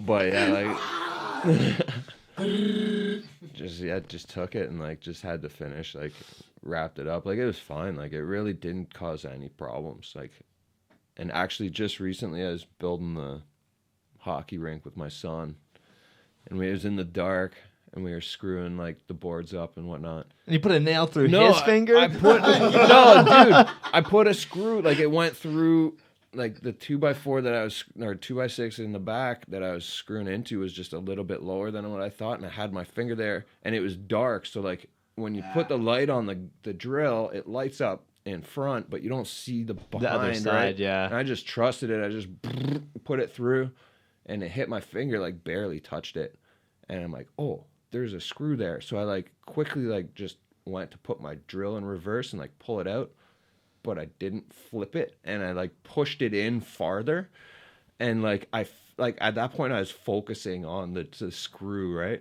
And I just felt it go like, and like you feel it go like, it probably went like a half inch into my finger. Oh, and like, oh, it sucks so bad. My son's like standing there, and at that point, like I put it through farther, and then I panicked. I was like, oh shit, and like I dropped the thing, so there's a screw like in my finger, and I dropped like the weight of like a 2x10. Oh, and it's on, and it's like squishing like with the screw and squishing my finger, and I'm like panicking. Finally, get the drill in reverse, pull it out, and my son's just watching this, all like, "Did that really happen?" Like, and like at that point, like we had like a few more boards to put up or whatever. I'm like, "Let's just finish it." He's like, "Are you sure?" Like, how can you do that? Like, yeah. That's how you build them tough, though. Yeah. Really. No, you just gotta keep going. Like, I don't know, it's not gonna kill you. Like, Yeah, you're not gonna die. Sucks, but no, I mean, I told him like every time you build something, like you're probably gonna get hurt a little bit. Like, yeah, if you just like get a sliver, like hit the wrong nail something, with like your, even just like kicking the board you're carrying or whatever. Like, construction's dangerous. Screws that were good, and like, you know, like it was too much to just like throw it in the garbage or whatever. So like, and even if you did, you had to take it apart to throw it in the garbage. So like, I basically got put on like take apart the square house and Clay's ramp duty like in my spare time. Like, so that was like it felt like years of like just taking those ramps apart and like retrofitting them into that bowl that never really like ended up being, it was just like at the point, like at the time, like I was just like, I don't even want, like there was no motivation. Yeah, it was just like It was hard to stay motivated on that little I backyard remember setup, seeing them back there and like just them being just like bowled out. But you're like, yeah, that's just the project that never got finished. yeah, no decks. Like the bowl corners didn't even have decks. They just had like all scrap plywood and thrown in behind them, and like, yeah, it was never really like a finished ramp. It just was like a pile of scrap wood. It was still a lot of fun though. Yeah. So, yeah, it was. The garage ramp was super legendary, and I feel like I miss that thing so much. I think everybody does. You know what I mean? I only got to ride it like 3 times, but I drive by your old house all the Yeah. time. it's for sale again, or it was for I sale. think they resold it. I guess the guy who bought it off of me put a bunch of money into it and resold it. He tried to like resell it for crazy amount, way more than what he bought it for me. He put a lot of money into it, but it's like I don't think he got like that. But anyways, yeah, like I'm pretty sure he tore down the backyard bowl, but I'm pretty sure he took out the stuff in the garage. There's no way he kept all that stuff. Like, yeah. Like, I know when you sold the house, it was fine to have them in there. Yeah, Like, I don't know why he wanted it. Like, he actually... Did the kid, like, to ride it?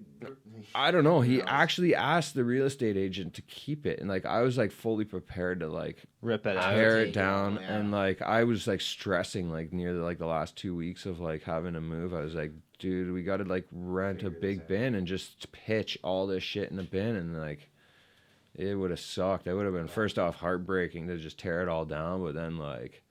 just the work involved would have sucked, but yeah. Well, because like, you're moving too. So yeah, like, and doing all the work dude, involved in moving, and you're just still wondering, like, do I have to take down these ramps that, like, and you don't Yeah. want to, obviously. No.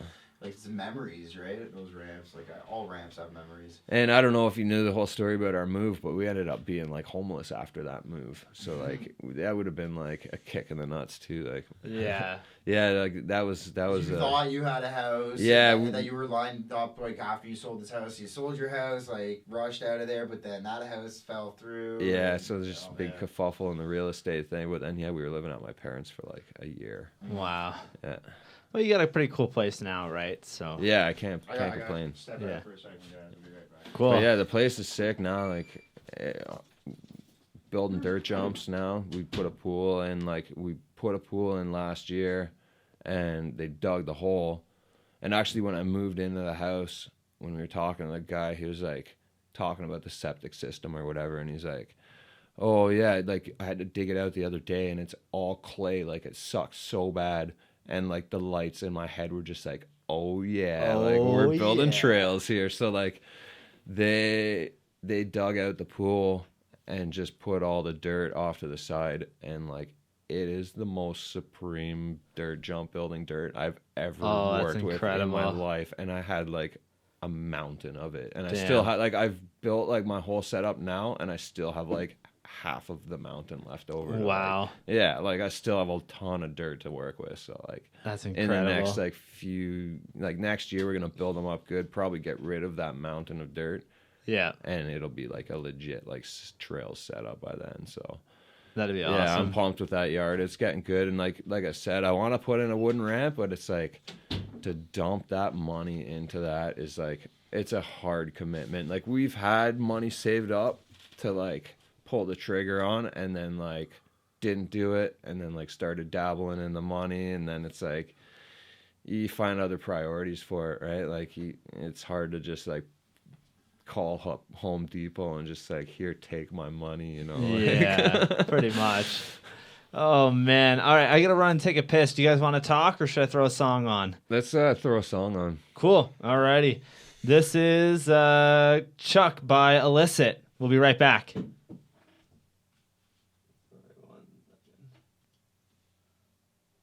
Okay. I didn't know we were breaking it.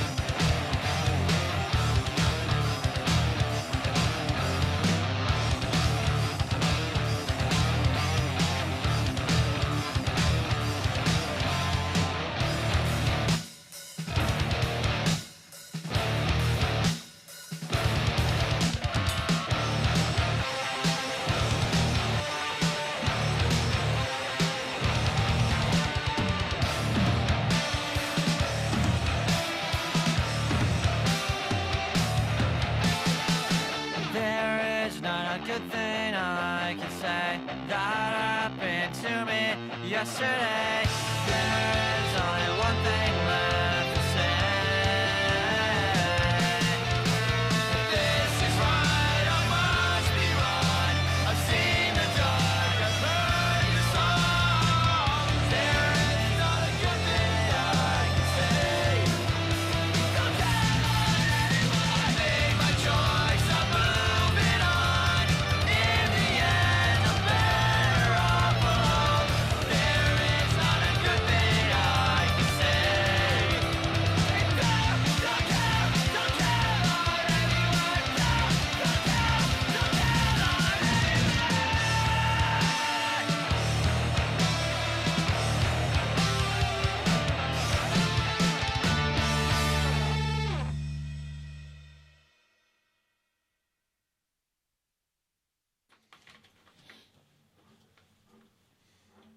All right, and we're back after that short break. That was Clutch by Illicit, as well as their song Lost Days. And let's just jump back into this, Jordan. So, we were talking about your garage ramp before we went for the break, right? Yeah. Okay. So what do you think, in your mind, was the greatest ramp that you've ever built? I know it's difficult. They're all special, and they're all different, so... It's kind of a really hard one to pick. As far as what the one that I like to ride, I love that all-in bowl like so much, and it's accessible to me too, which is amazing. Like a lot of the stuff that I build, like I never get a chance to ride it.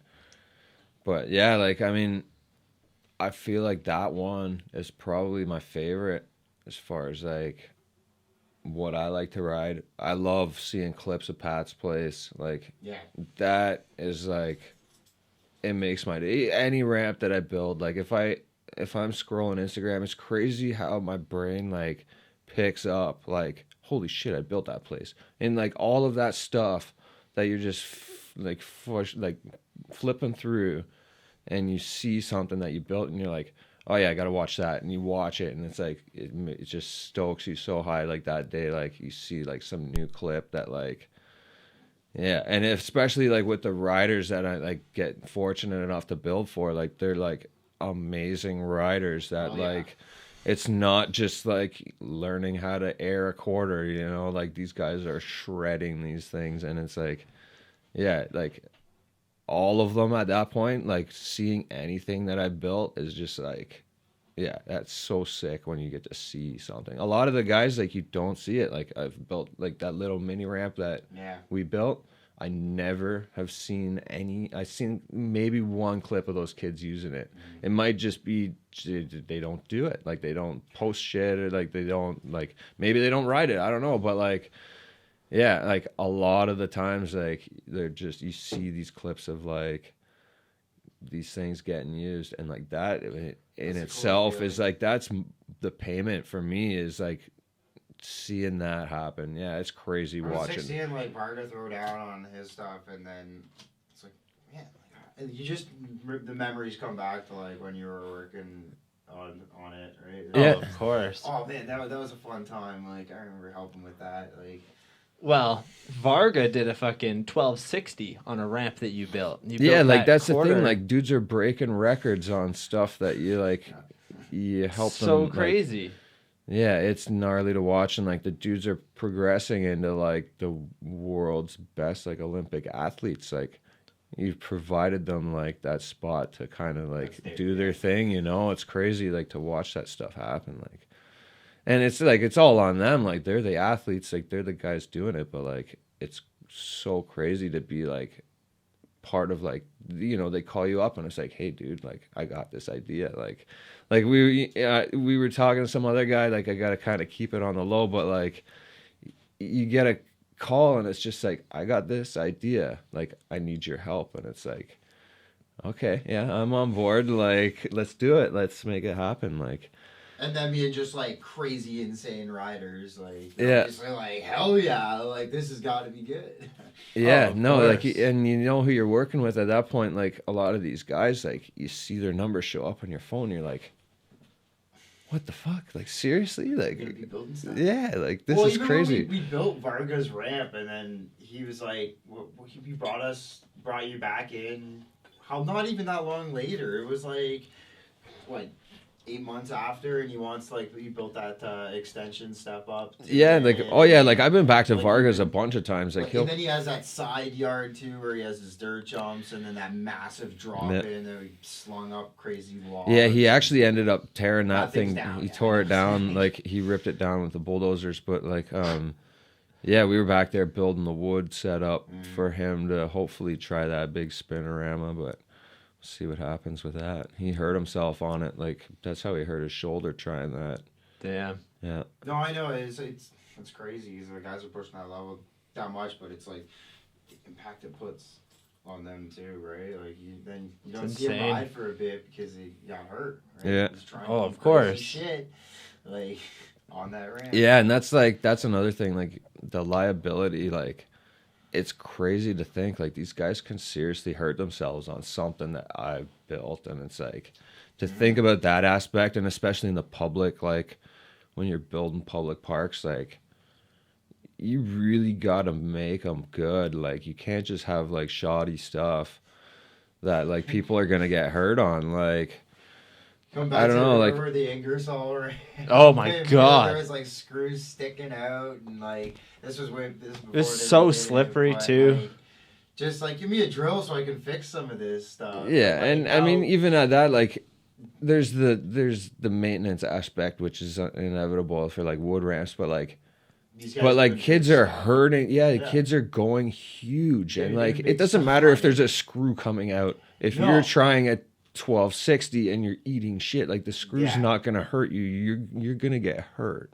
No, Like, there's, that's a whole other thing. Like, they're not really linked to each other, you know. Like, but like, yeah, No, like, I know what I'm saying about that, but like as far as in just like a ramp being yeah, like, that's another thing. But like, I've experienced it. Like, these city parks and stuff, like, they want liability, they want insurance, and like stuff built to spec, and like, it's I've kind of strayed away from it, where it's like, But you think about unless you that. have that coverage and like the liability insurance.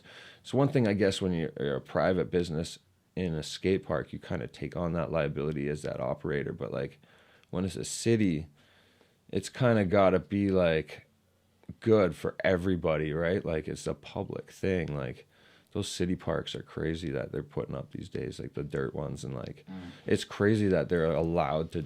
No, you do think about that, that, it's like- like, man, these kids can do some really crazy stuff on these ramps. Like, Well, fucking, I went to the Odd and I 360'd over somebody's car, and it's like they never intended for that. They don't want people doing that, Yeah. like they at all. You know what I mean? But I think it really depends because, like, you know, somebody's gonna do it, especially if it's a public park. Like, people go there that are fucking.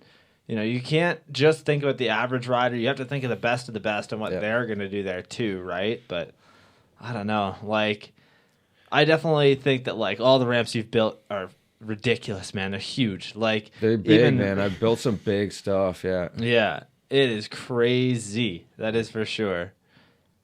Yeah, and actually, going on that note, like, thinking back at like some of the city parks that I've been to, like, there's one that comes to mind in London, and it's just like a huge bowl just cut out of the Medway, ground. yeah. Yeah, and it's insane. just cut out of the ground. Same with the one in Kitchener. It's just a massive bowl cut out of the ground, Did- and like, it's fully open to like anybody walking through, like some old lady walking through and at night, and it's like dark, they can fall right into those things. It scares the why shit is out of there me. a Like, railing around this? no, like, seriously, there should be a railing. There's one Around that the, one, yeah. The new, like, the Milton Park, you know, they got that new one that they Oh, just it's sick. They have a bowl there, and it's got a railing around it, and Yeah. I'm pretty sure you have to go through a gate to get You into have it. to Like, go off a ledge. Like, literally, you'd have to go Yeah. into the skate park and then climb up a ledge and then go down to get to the bowl. yeah, like, I don't know. There's been a few parks lately that have been built, and I'm like, wow, like, how did this like get approved? Like, there's a 13-foot drop to death, like, for like Did some you- drunk guy walking through there at night, like, doesn't pay attention or whatever, riding his bike through, and he just won't, You know, like Well, there's a kid that got stuck in one of those. Like, I don't remember what park it was at or something, but it was like he was just like using it as a slide, but then couldn't get back out. I've seen a famous like internet clip or like a story where like a guy, it was icy or something, and some guy went into the bowl and they had to call like the local fire department to get him out because he couldn't get out of like it was all icy and he couldn't get out of it. Like they had like awesome. 10 guys there to rescue him. It was crazy. So did you actually hear what happened to McLennan's Bowl or Trashmore at all? Do you know? Yeah, well, yeah, I watched that happen. Like, I mean, through time, like the first time, like when they first built it, like the red ooze came up through the bottom. I'm sure you remember that. Like, Yeah. And then it slowly started sinking. Like that thing, it's a lot of concrete, and if it's not sitting on like a base, like it's gonna fall. Like sitting on the old dump, like who knows what was.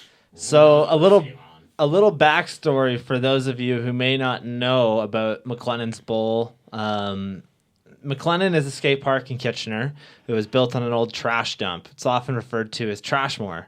And they have a street section, and they had a really, really cool bowl section as well.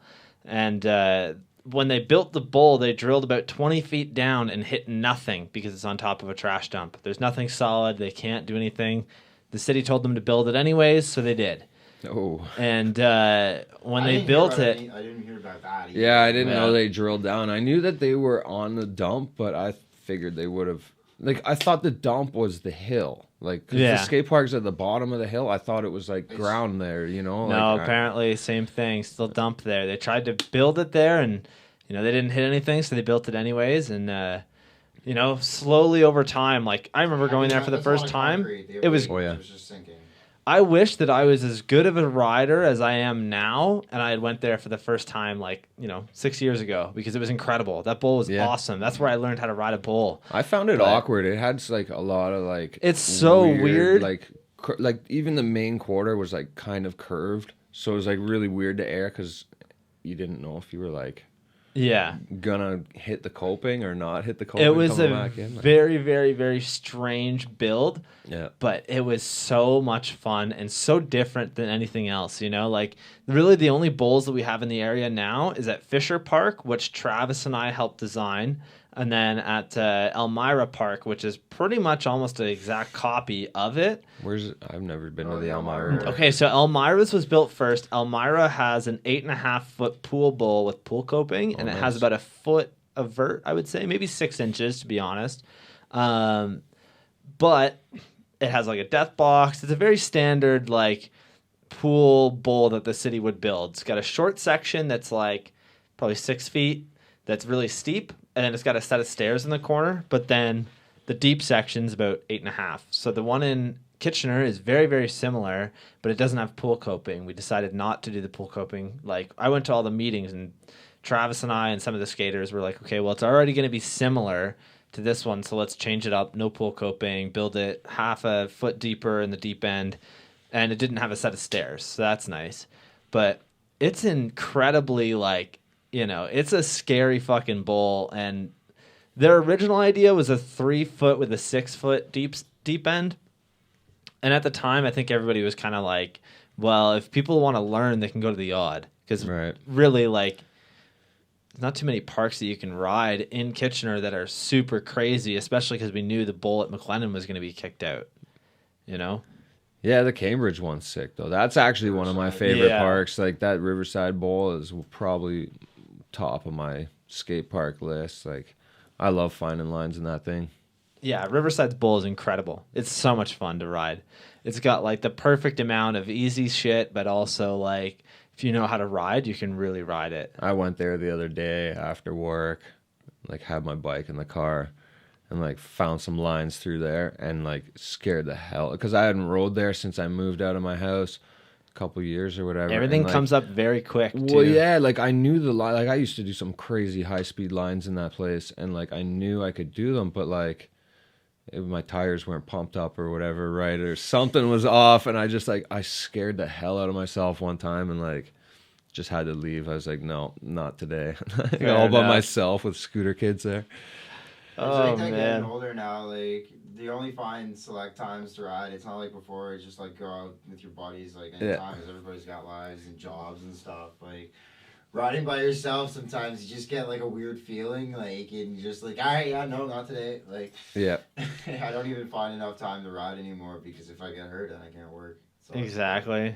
Yeah, myself, I haven't even rode my bike in about 2 months, Wow. just because the weather and Yeah. whatnot. And every weekend, I've been trying to do like podcasts like all weekend just to get it really going. But it's starting to get somewhere, so I'm excited. But I'm definitely gonna go out and ride soon. Yeah, I I was got out talking to to All Gabe. In a couple times. I want to go out to Inflow actually. Yeah. Like Ryden's been bugging me to go out there. He's been like trying stuff over like jumps. Like, he wants to get tail whips. Like, he's trying tail Wow. whips and like that's crazy. He could almost like- be the youngest kid to ever do a tail whip. I bet. If he I don't know. pulls He's it. pretty far off. Like the way he's got, like, you know how it is. It's a struggle. Like, he's just getting to the point where he's like throwing it off the lip and just he can get it a kind of around, but I can see him. Dude, like, it catching would be the a lot of pedals work is- for him. But like he wants to go send it on like the Inflow Resi a couple times, but like make sure that works for him. Yeah, exactly. Oh man. So what would you say was the hardest build out of all of your designs to do? The hardest build. Yeah, I feel like it would have to be epic because you talk about it so often as like I don't know, like that. It was hard, but it wasn't like, I don't know, it wasn't that complicated. Like we kept it basic because we were kind of like in a time crunch to keep it basic and like had to fit within like an already figured out format of like where the box jumps were going and all that. So it's like that wasn't that bad, but like I don't know, it's hard. Like couldn't tell you, man. Like they all have They're their all little difficult, things. eh? Like honestly, a lot of them is just like mental. Like especially when they're like long term like builds, and like you go and you build like the whole day, and then you try and go to sleep at night, and you're just like you sit there like thinking about it all night, like trying to put yourself to sleep, and you're like thinking of details, and then you wake up in the morning, and you're like, damn, now I got to do this all again. And like, yeah, like a lot of it's even mental, like the builds, especially the long-term ones, being away from like the family's difficult. Like those are hard. Like being in Ottawa was crazy, like for like 3 months at a time, and like don't see the family. Like that's harder than like figuring out like angles on a ramp or whatever, you know? for Like, sure. it's just like, yeah, like, I don't know. They're all equally like the same. Like it's hard to fucking say what's hard. They're all the No, same. of course, Like, I get it. Like I don't know. The yard was crazy to figure out. like pack that much stuff into like that small of a space. When we were designing that, we were initially thinking like 40,000 square feet. It ended up being like 10,000. Oh wow. So like, yeah, he had big ambitions of what he wanted in the park, and mainly he wanted like a good like beginner like Jump cater line, to right? beginners, and like it's been working for him, which is great. Like, yeah, we built the pump track, which in my mind, like when I was designing the place, like I kind of like thought that the pump track was just kind of intrude on like what was gonna be like a good park. But then it ended up, yeah, like it's a good like main focal point for that. Like that place, like it gets a ton of use, even like by the skater community, which you wouldn't even think like would do that. But like since it's all like it's got that pure surface on the top, like Yeah. it's so good to skate, like I've been told. And like it's got a couple things in that pump track where like it's got the little brick vert wall at the end. Like guys just like love shredding that thing, and like there's a couple little things in there. But yeah, like that was a crazy little like space to figure out and cater to everybody, especially like making that pump track like a focal point and like still fitting in spots to like actually like go big. And like that was a hard design process, I guess. Yeah.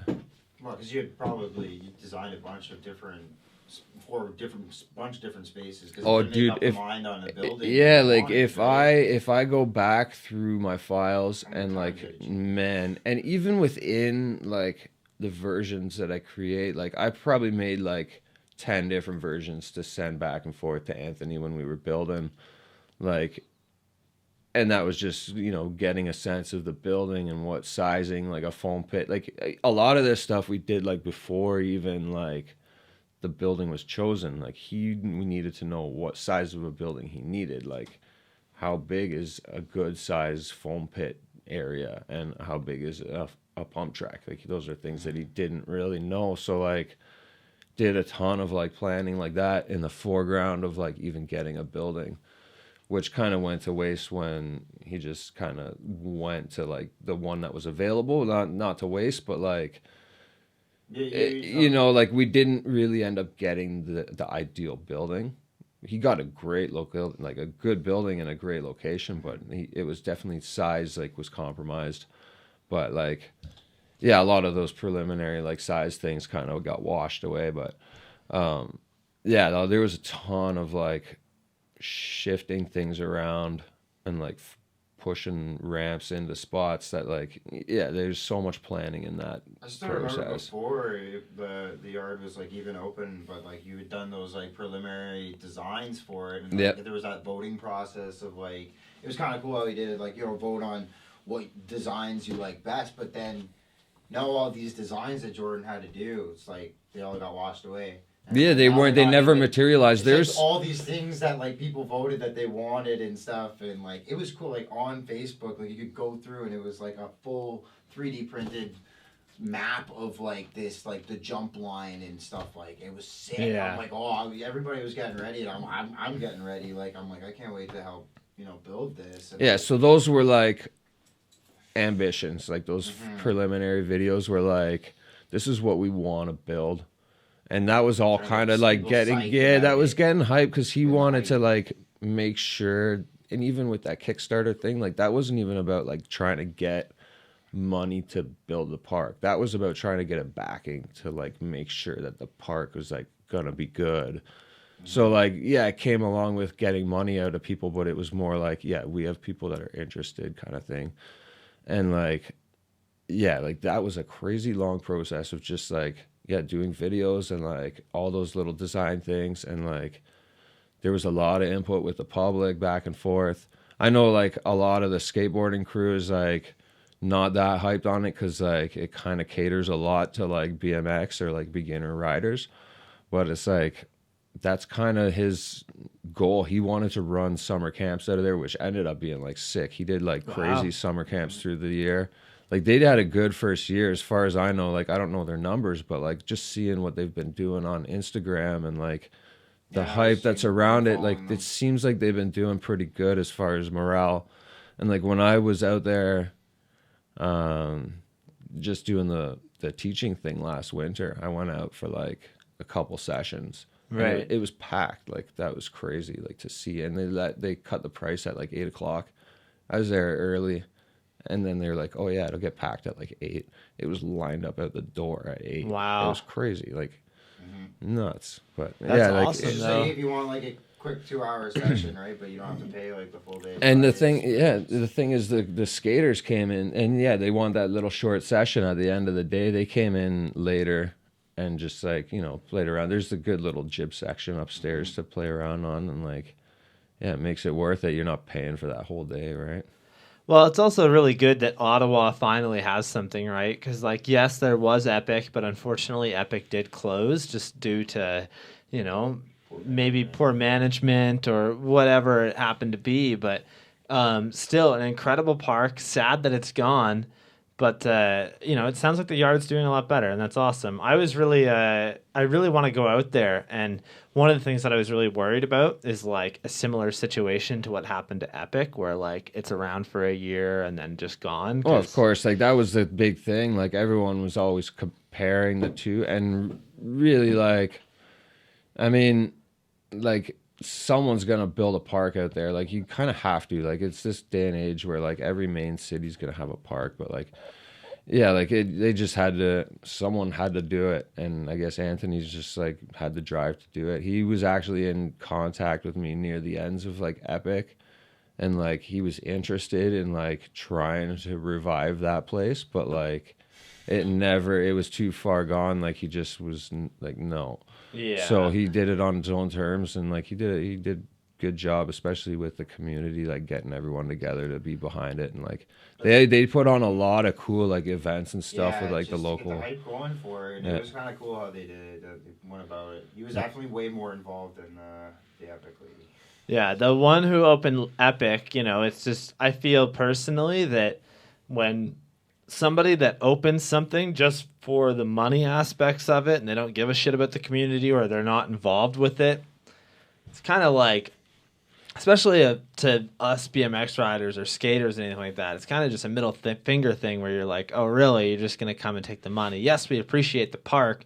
However, it is like, it's always run better by somebody that does ride. You know what I mean? Oh, yeah, like 100%. Derek rides. Mark Summers, he's more of a mountain bike guy, but he rides. He understands the community. Inflow, you have fucking Will, Gabe's dad. He rides. They all do. You know what I mean? I think that was the problem with Epic, is that it was just a person that wasn't interested, I guess. I don't know. 100% agree with you. And yeah, like that was, I guess, from the ownership side. I mean, they had great guys working there and like doing their for programming sure. and stuff that did ride, and like they tried, to do what they could to make that place work. But yeah, it was like, as far as Epic, I think it was just kind of, she tried to compare it to like her trampoline business, which was actually doing like amazing. And she owned one of those Sky Zone places, and yeah, like she kind of thought that it was going to draw the same kind of crowd and numbers, so she just kind of went with it. Like, I don't know, can't really speak too much about how much like her numbers and stuff like that, but like, I mean, yeah, I mean, it was just a bit more than what she expected, and I guess it takes that love of like, I'm in it for the long haul, and like basically I'm willing to break the bank on this thing just because I love it. Like the same with like dumping like so much money into a backyard ramp. Like I'm into it. Like that's what I want to do. I'm gonna live at the park because I love it. Like, like that's kind of the drive it takes. Like, and yeah, you don't get that if you're just kind of getting into it just to make money off of it. But I mean, it is a hard, like, it's a hard audience to cater to, is like the BMX and like skater and scooter crowd. Like, it's not, they don't have money. Like they don't, they don't spend their money, it's not jumping on a trampoline, and it's not like even this pursuit thing that I was working on, like the obstacle course place. Like that place is going crazy. But it's the general public. Like it's the general, and it draws in like a whole other crowd that is not BMX. It's not like not at all BMX, and like people that have money, and they spend their money. That's the difference. Is like, yeah, skate parks is a hard thing to like, for sure, make it work. You got to be in love with it. Like you got to love it. Like, I don't know. For sure. It's such a difficult thing to get into, and you're spending so much money to just begin. Before you can even open the doors, dude, you're there's looking a at lot of money. Like ramps are not cheap. I get a call for like mini ramps, and like people are like, "Are you kidding me?" Like, yeah, sorry. Like ask Home Depot how much this wood is gonna cost, and that. Sorry, man. Like. Yeah. That's how much wood is, like, and like for a whole park, like 30,000 square feet of park, like, oh my god, it's nuts, like, ridiculous.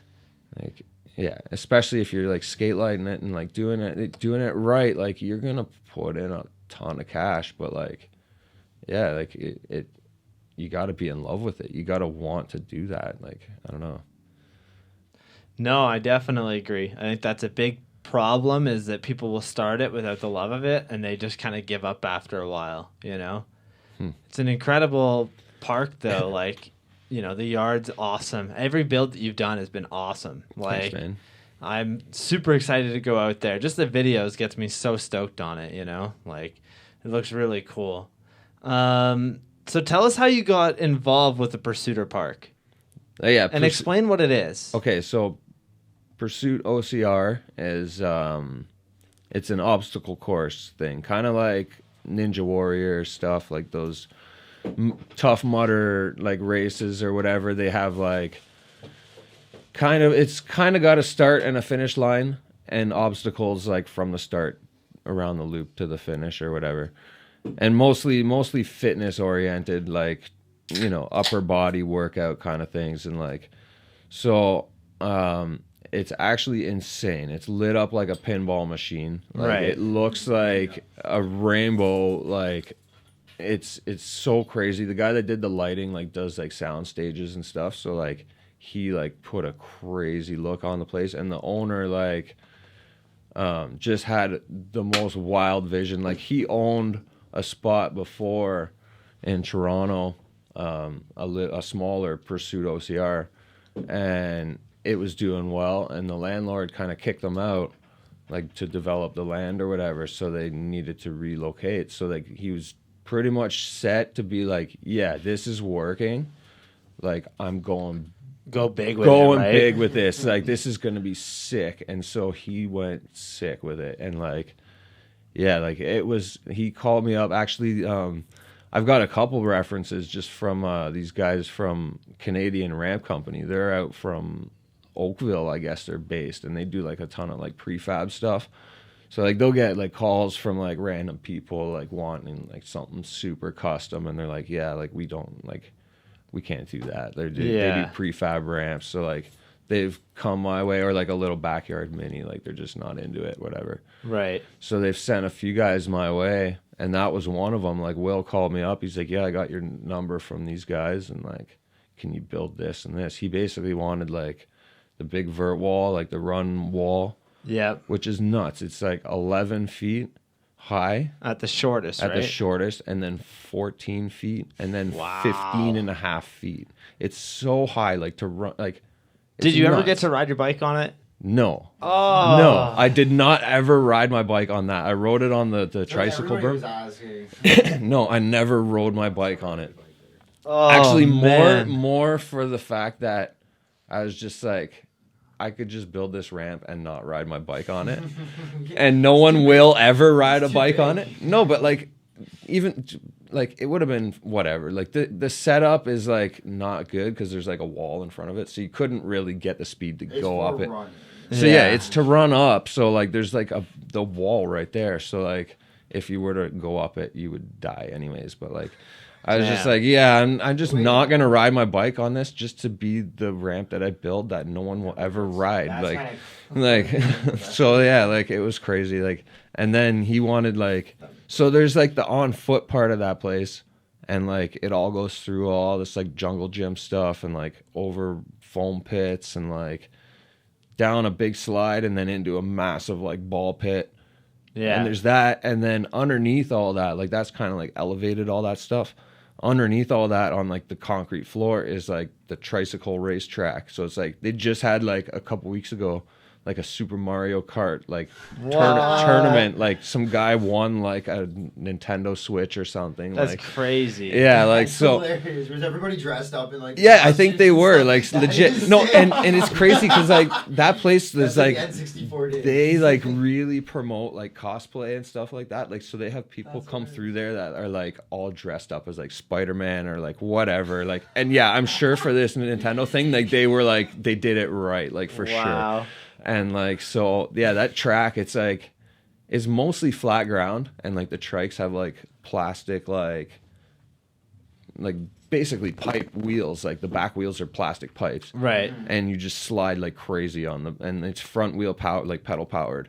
So like, you get going, and if you turn, like, the back just slides and Oh, you yeah. drift.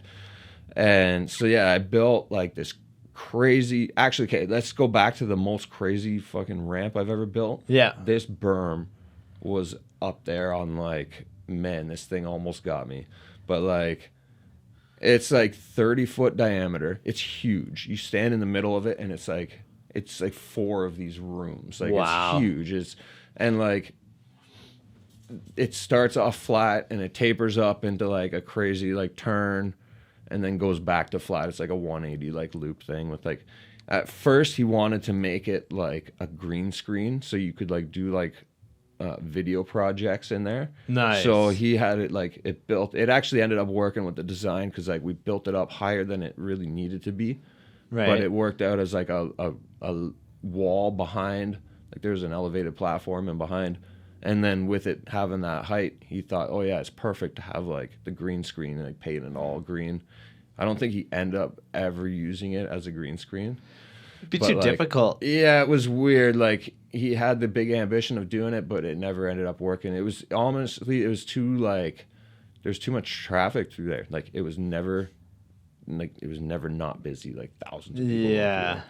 But yeah, like that berm was like, it's nuts. And then that's part of the course, like the race course. And then there's a couple rollers and like tunnels going through, like with Wow. all lit tunnels and stuff. And like there's a couple different options. So you can like do the track once one way and then do it once the other way.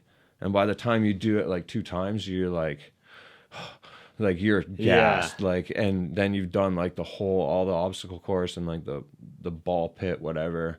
Like you could spend like an hour and a half, 2 hours in there and do everything. And yeah, you'd be tired. Like you'd have your fill of like, and there's video games and stuff there too. So like you can just like chill out, go back to like the race course or whatever. Like it's it's not a full day. Like you probably wouldn't spend 8 hours there or whatever. Right. But like to go for like 2 hours and do this stuff and then like, that's it. Like it's worth it. And I'm it's gonna have to just, check it out for just sure. honestly the experience of going in there, like really to take your girlfriend on a date, like it's That's what honestly I'm the thinking. ideal, like There's not for much like out there. going for a date, it's honestly the sickest spot for anybody. Like even if you're not athletic at all, like you just want to like Go on the train. Fuck jump around. in a ball pit or ride a tricycle. Like Be a kid for a little it's bit, honestly that's right? what they Like, promote, and there's video games and like candy and like Oh, that's like there's sick. all kinds of stuff. Like Yeah.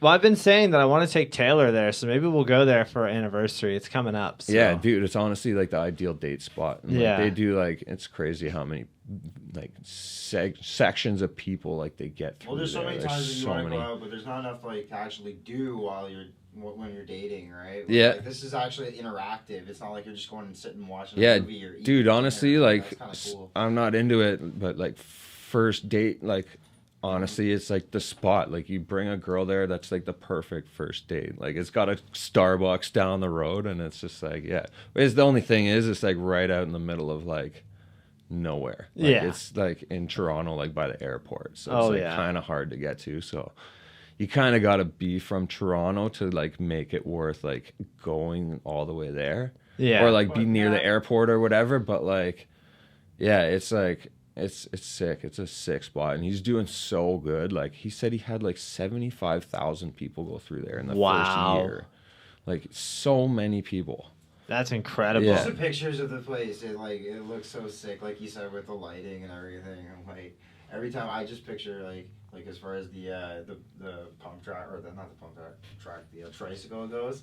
As soon as you said Mario Kart racing, I'm like, that's all I could picture. Yeah. Yeah. Oh man, and exactly. people just like dummy those trikes. He's actually getting pissed because like they're all like these crazy trikes from like You have to sign a Japan, waiver. like Japan or I don't know where he gets them, but like they get ordered into like somewhere, and like he's like selling out the dealer on like all like the dealers like can't sell them to other people because Will's just like taking all of them. The dealers Wow. like getting all pissed off and like because people just like beat the shit out of them, and like the way the Hey, wheels it's like a rental, right? because What the do you wheels got? stick out, right? And like they just if you catch a wall or like if you hit somebody, another like trike. it just shears the back end of these things off. So Damn. like yeah, the people are not careful at all. It's just an all out like how fast can we go on these things? Like, Pretty much. it's just like go. That's why I want to go. It's just like go karts, right? Like Yep. you don't care. You just push the gas to the floor, and Yeah. that's it. Like if you're, you know, I can't get hurt. Like what? Like, it's a waiver. That's awesome. Oh man, that's so crazy, man. Like it's really cool to see that we have something like that around here. You know what I mean? yeah, there's not many of those spots. Like there's actually my son went to one not long ago with his hockey team, super scaled down from like that place. Not even comparable, but it's more like Ninja Warrior kind of stuff, just with monkey bars, and like it had a tiny little 3-foot wide run wall that you hit the ceiling if you go too high, and you just like stick Velcro up as high as you can or whatever. But like yeah, like there is a couple of those spots, and there's a couple like parkour spots, but like they're kind of more like geared towards the hardcores. But like this place is like geared to like having fun, like just going and like just something to do. Like it's crazy. It's insane, man. I'm definitely going to check it out soon. I've been meaning to go. I think Nick Weens and his girlfriend went there recently. Oh, yeah, they really liked it. I know that. Yeah, everyone that I've ever heard that's gone is just like, yeah, that was amazing. And there's a couple videos like on YouTube that you can watch and get the walkthrough or whatever, but it's like you never get the full experience of just like. I guess if it's by the airport, it's a little bit better, more accessible for me because going in downtown Toronto, that just sucks. But well, what's crazy? Yeah, it's not like if you're taking the 401, it's not like it's off the 427. It's not that bad of a drive. It's not like you're going into downtown, but that always eats up like so much more time. Oh my god, dude! You go at the right time of day, you're not gonna really hit. No, it sounds like a good thing to do with my girlfriend at least. Yeah, especially coming from here. I guess like it's not that bad from Kitchener. It's only like an hour drive there. Hour-ish, so it's not too bad.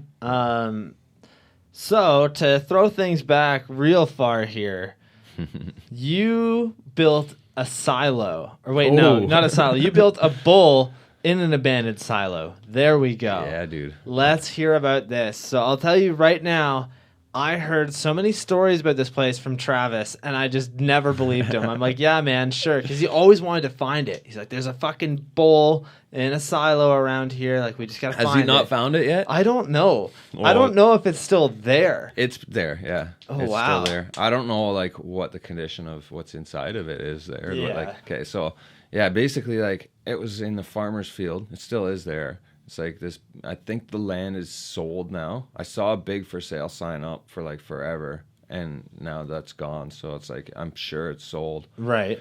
I don't know what they're going to put there. Probably like big Walmart or some factory or something. It's huge. The land's like hundreds of acres, but there's a silo like right in the middle of it. And like, I just always had this idea that it'd be sick to have a bull in a silo, and like, it was the perfect thing. Like I went out there one day, and this was back in like when we were digging at Cox, and like I was always like back and forth on the same road and just doing riding missions and like building stuff. Like we're going out to the trails with a shovel every single night, and I was driving past this silo on the way home every night, and I'm like, I'm just gonna build. That's gonna be my build setting like for the next couple weeks or whatever. And like so, like I went out there, and like the silo had like all these cinder blocks, like hundreds of them just piled around it. And it was like, there was like an old shitty, like rundown house that was like just the foundation and some wood in a pile basically. And then there was just like the silo that like kind of dropped off. There must have been like an old barn or something. Was there still a roof like on the silo, or no, the silo was just like wide open. It was just like falling apart, old rubble. It was just pretty much. It was just poured concrete, okay, like a tube, and then it had like square holes down the one side of it, okay, so like you could like see through it. But like the bottom one was like perfect to get into the bottom and like get into the silo. Like it was just enough to like squeeze your handlebars through and like get your bike in there. And we had like, that was the roll in, like it just dropped down like a foot or whatever. And then yeah, so like the cinder blocks are like all piled around that thing, like hundreds of them. And I'm like, well, that's what I'm building this thing out of, because like it makes sense.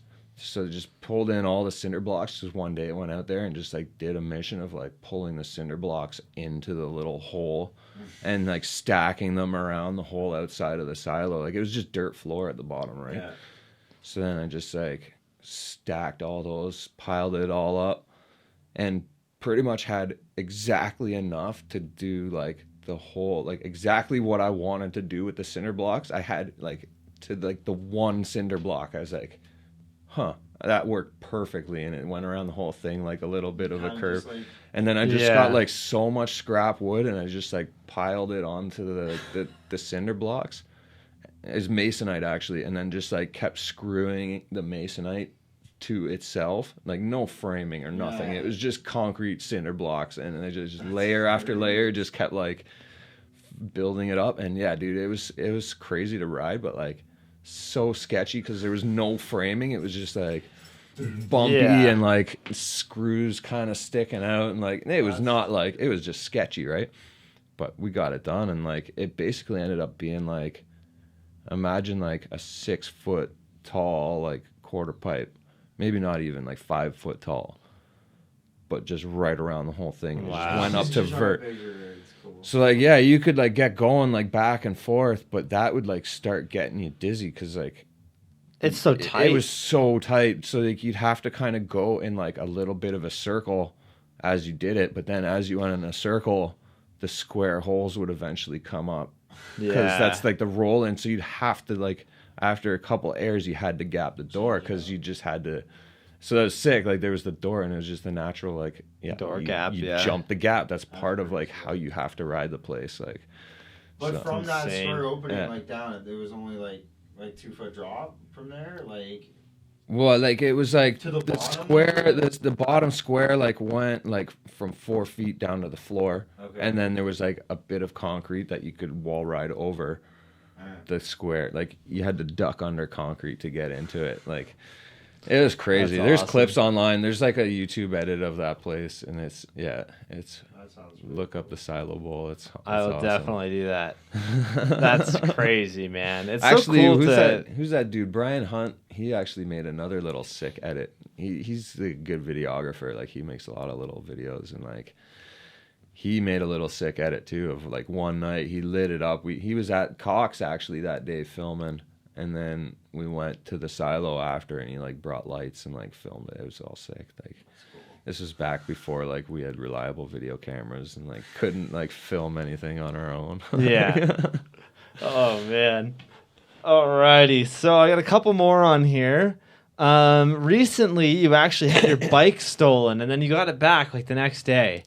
What happened there, man? Yeah, dude, that was nuts. Like went to my son's hockey. My bike was in my back of my car, like it's often in my car. Right. So I had my wheels off because we had packed like mine and my kid's bike and my wife's bike. They were all in there at one point. And then all of their bikes came out, but mine was still in there with the wheels off or whatever. And then we were at hockey, and we came out of hockey, and then we were gonna go to Ryan's. We were just talking about Ryan earlier. Yeah. And we were gonna go there, and I look in my car. I'm like, "Where's my bike?" Like I thought it was in my car, and it got stolen right away. I was like, "It got stolen at hockey." I'm like, "Damn it!" Like I was so pissed. And then we were still going to Ryan, so I'm like, "Well, my bike's gone. Like I'm still going. Like I'll just take Mandy's bike." And like I was fuming. Like I was so mad. Like getting ready to go, and like Rydan's like getting ready to go ride, and like I just try to be like chill, like. Try and make the good day out of it because we had plans to go ride. So I'm like, all right, I'll just take Mandy's bike. And then Mandy's like, I'll come with you, and like we'll just go check out the arena before we go or whatever. Right. And then we went back to the arena, like where it got stolen, right? Like we were just in the parking lot.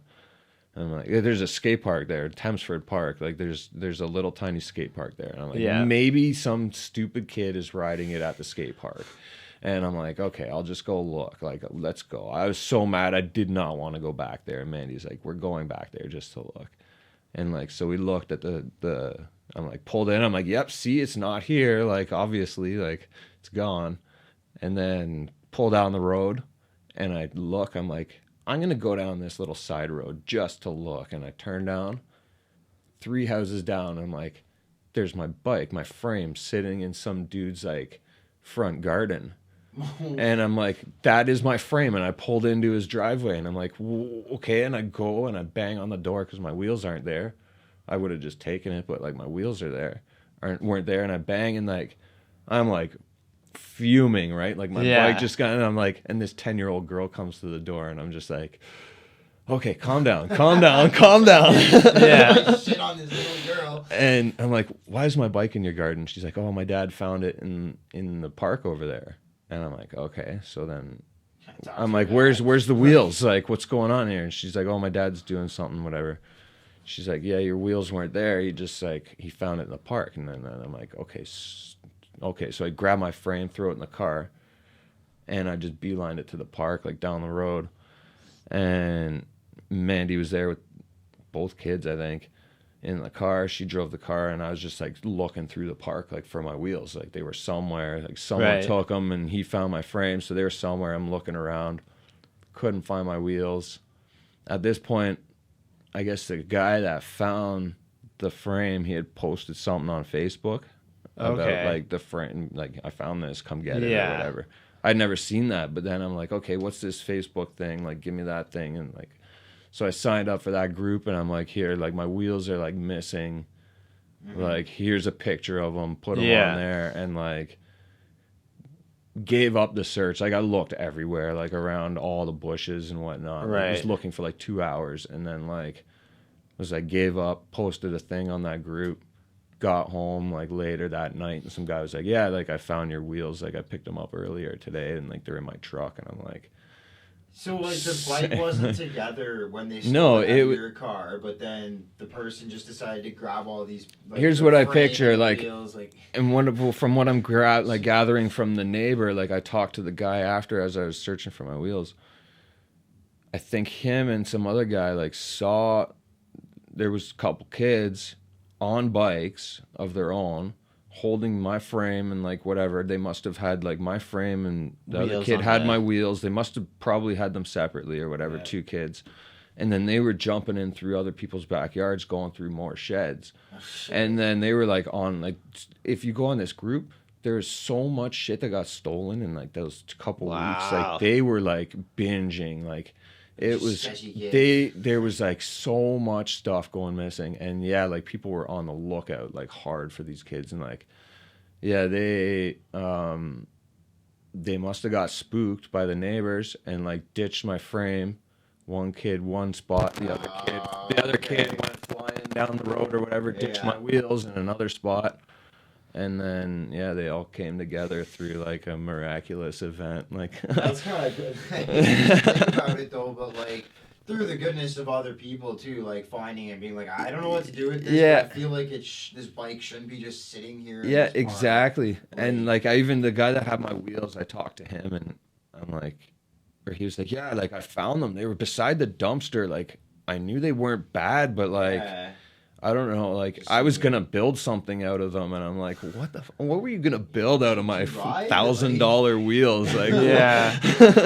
Do you even know? Do you even know So how crazy. much legend is in this back wheel? Yeah, dude. That's fucking crazy. So, was your car unlocked then, or did they? Yeah, just- so I've had like Okay. the same shitty car for like, it's a good car, like, but it just has so many problems. Right. The door doesn't close properly, and like if I do, I could lock it from the inside, like if I push the thing and close the doors, and then I might get it unlocked. Yeah. But I probably won't get it unlocked, and like especially when it's cold, like it gets frozen up Oh, like so bad. So I just sure. like a couple years ago, I just like, well, I don't lock my car anymore. I'm that guy. So. And there's just been a couple times that, yeah, you get burned for it. But, like, I don't know. I Fuck. should be more careful with what I keep in my car. Obviously, with my bike, for sure. But, like, Well, I'm sure you Yeah, learned when I was after missing that. the window out of the side of my car, like I was so stupid the one night, just like left my wallet in there, and yeah, I got burned for it pretty hard because somebody broke it. I had a piece of poly wrap over top. Yeah, I of the remember window, that, right? yeah. But there's a clear knife slit right through it, Yeah. and like they grabbed my credit cards and like they went on like the Fuck. tap thing, they got that like a bunch of. But that was my own stupidity, like. Okay, I'm missing a window, but like, yet I'm still stupid enough and leave shit in my fucking car. Ah, Yeah. it sucks. Oh man. So, I wanted to ask you if you have any tips for somebody wanting to learn how to build ramps, Jordan or Steve.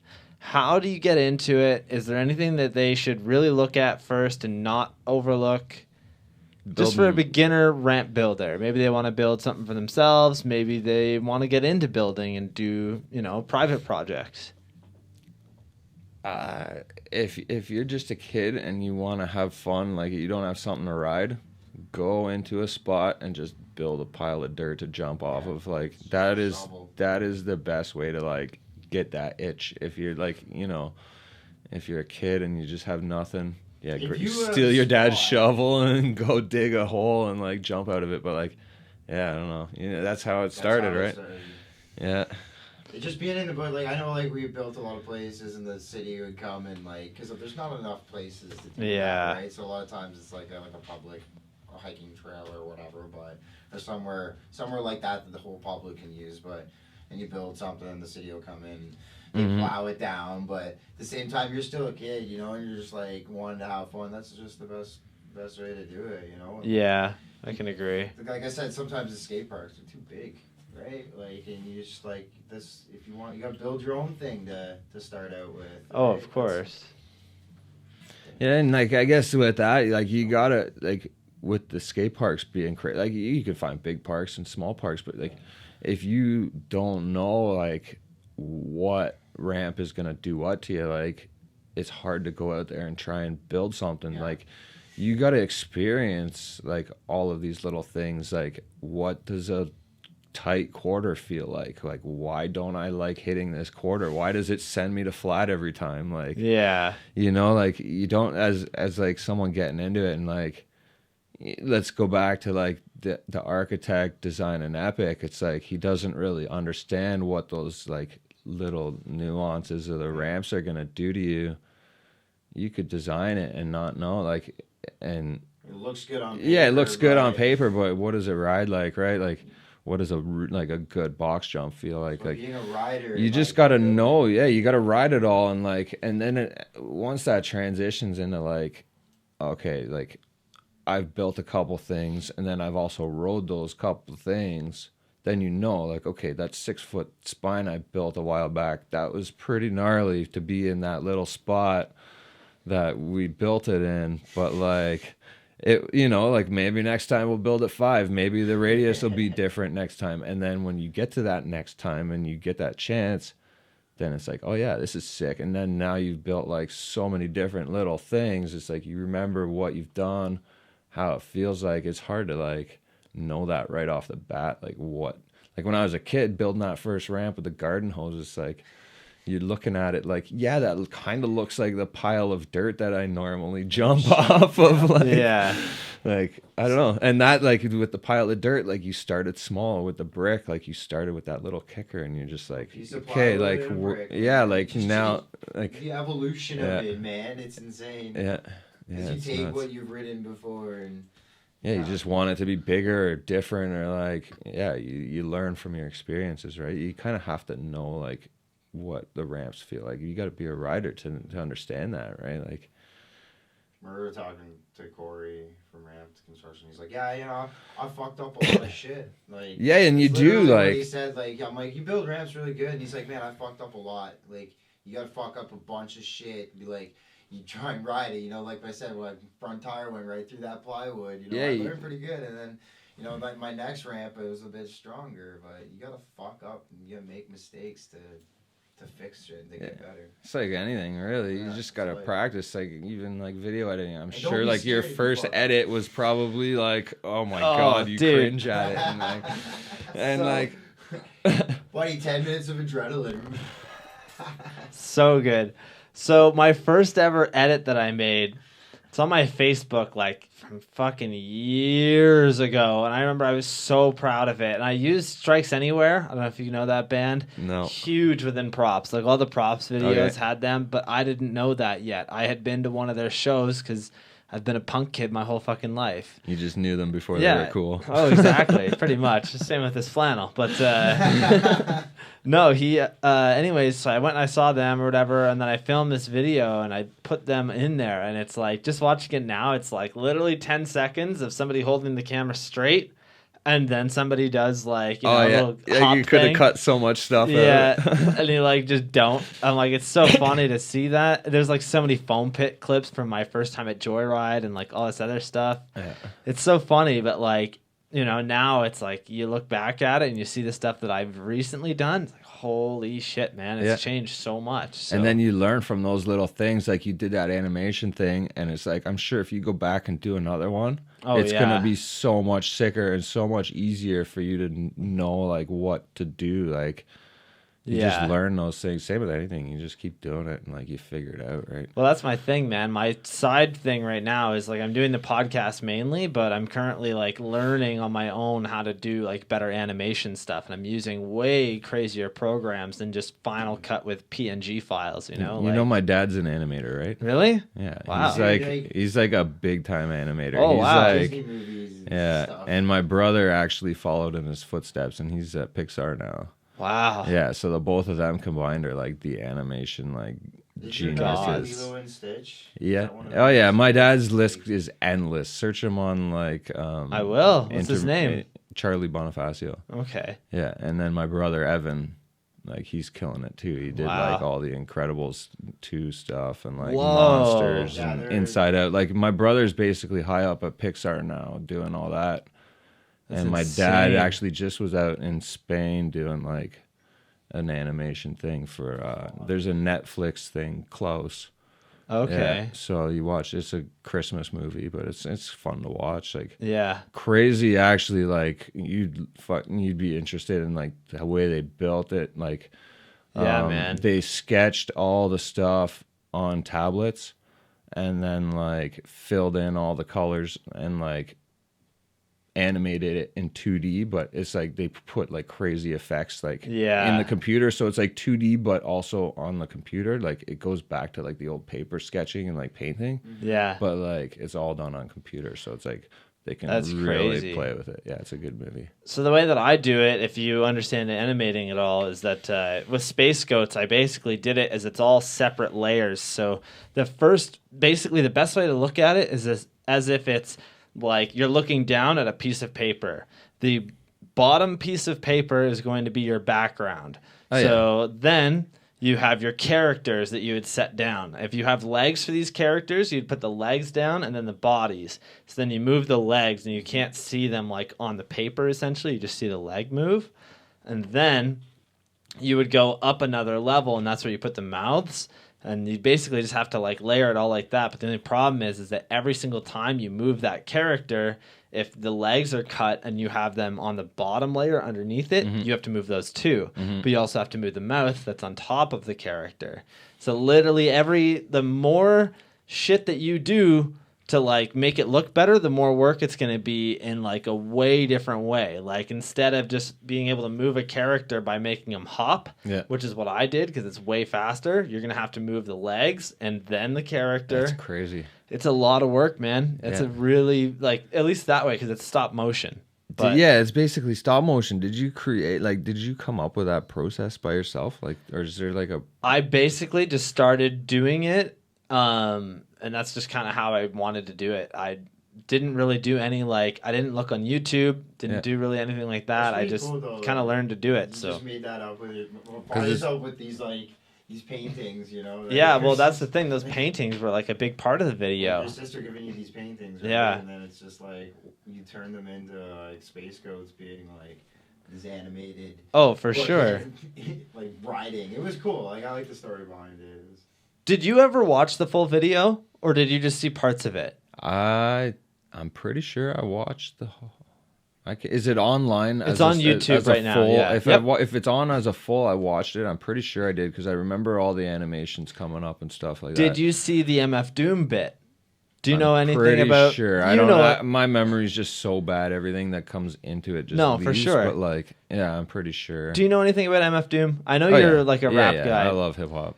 So, MF Doom's bit, I actually took an interview that he did with Red Bull Music Academy and literally cut and pasted the words that he was saying. So, like, he would say, In your timeline, and oh my god. so literally I sat there and I time lapsed it. And I just never did anything with the time lapse, but it's literally like me sitting there for 5 hours, my headphones on, just drinking beers, fucking cutting it, pasting it. Like, it was such a pain, man. And like, it's it like took one of those so fake news things, like Donald Trump or. Well, that's the thing. I made it so that he's literally MF Doom is literally Just- in my video just speaking. bigging up your Space Goats video. Yeah.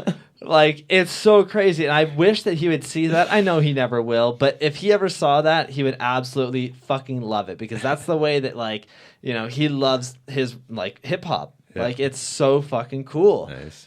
But I'll have to show you that after this because I know that now that you know the story, you'll really appreciate it so much yeah, more. for sure.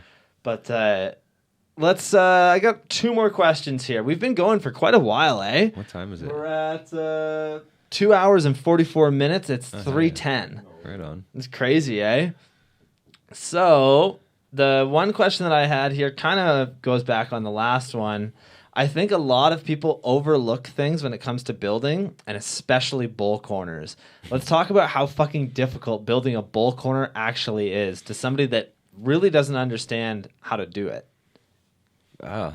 It's not difficult once you figure out the process, I guess.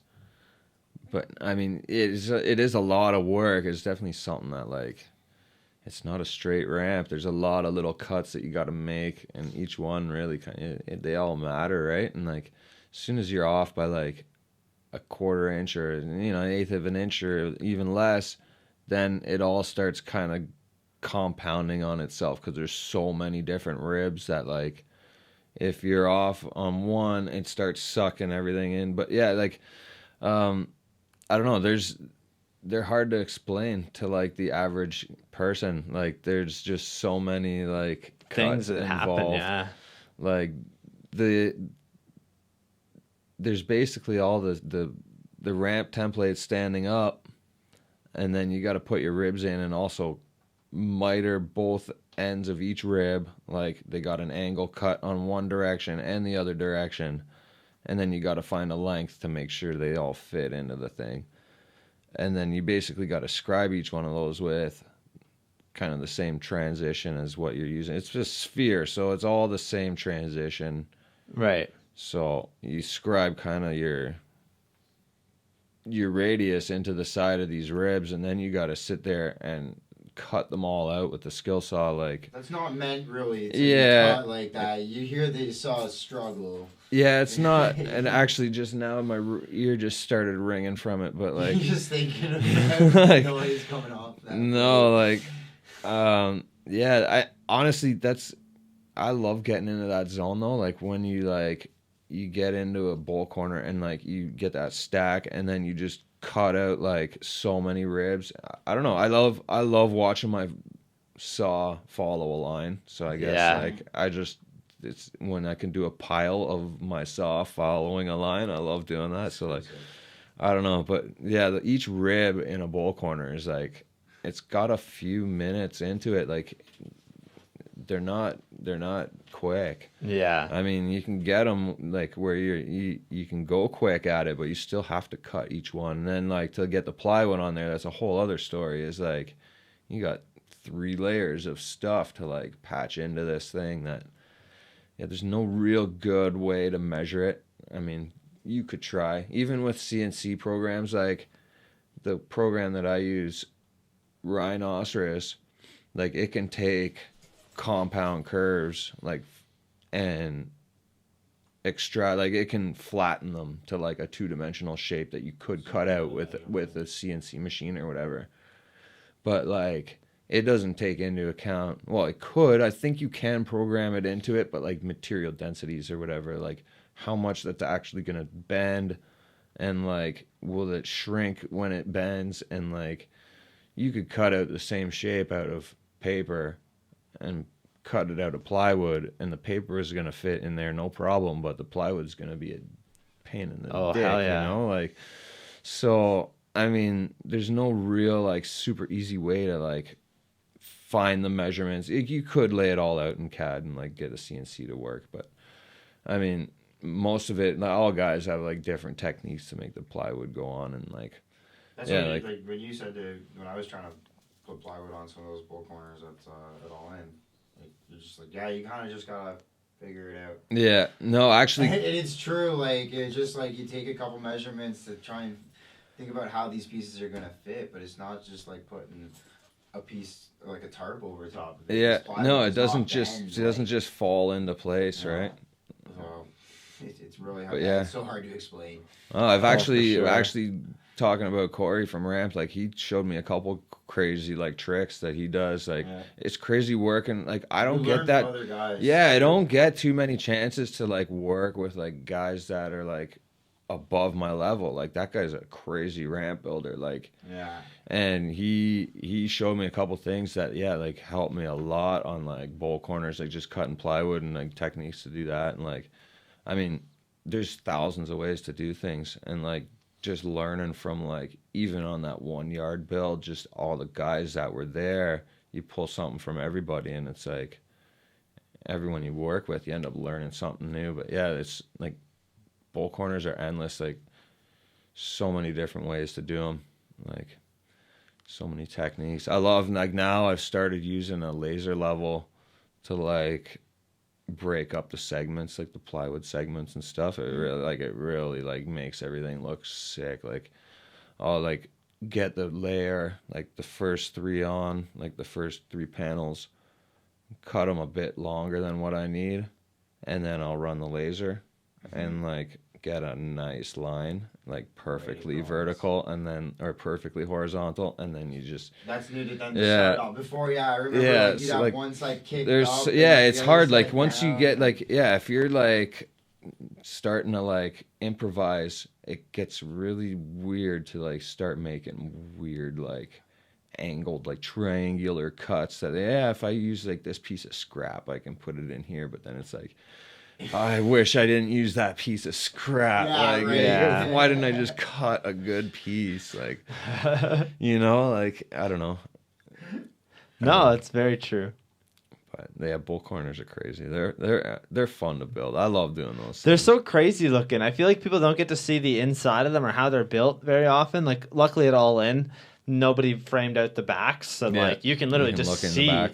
You can just look at it and like really admire how much work went into it.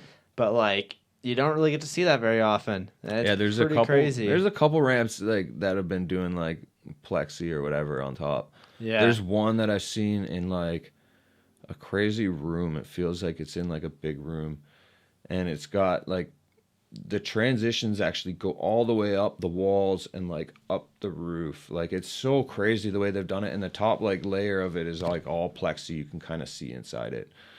And then like I've seen a few like ramps. Actually, I just saw one on this rollerbladers, like friend of mine from a long time ago. Like she had like this ramp that had a hip section, and like the hip like had those crazy like little ribs in it, and then it was all plexi, but then it had like artwork inside.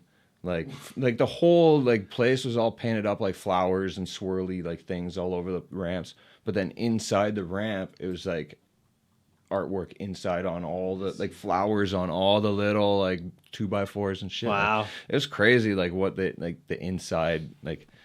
And going back to Pursuit, that the vert wall that I built, he painted up the inside of that thing like, oh my God, it makes me so happy looking at that thing. He took spray paint, like I think it goes from like red to yellow. Yeah. And he started like probably like 6 different like shades of red that go into orange, yellow, and like he painted each rib individually. Wow. Spray painted, and then in between each rib painted gray.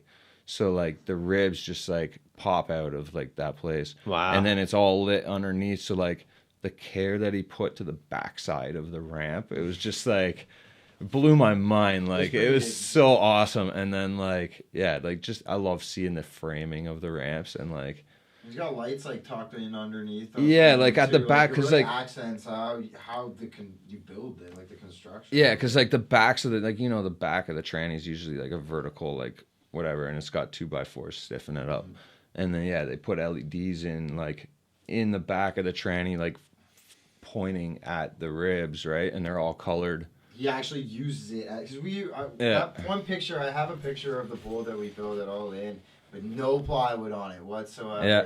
And it is like the coolest looking thing in the world. And we're like, this is like freaking artwork. And now this guy's like actually like, this is legit artwork. Yeah, and you gotta like, paint I'm gonna that. focus, Nice. put these like lights on it, like like an art light, right? Yeah. Like some they used to have, right? It's pretty cool. No, it was really cool. That place, like the paint just made that place like so awesome, and the lights, like Yeah, I love the inside of like bolt corners. They look like spider webs.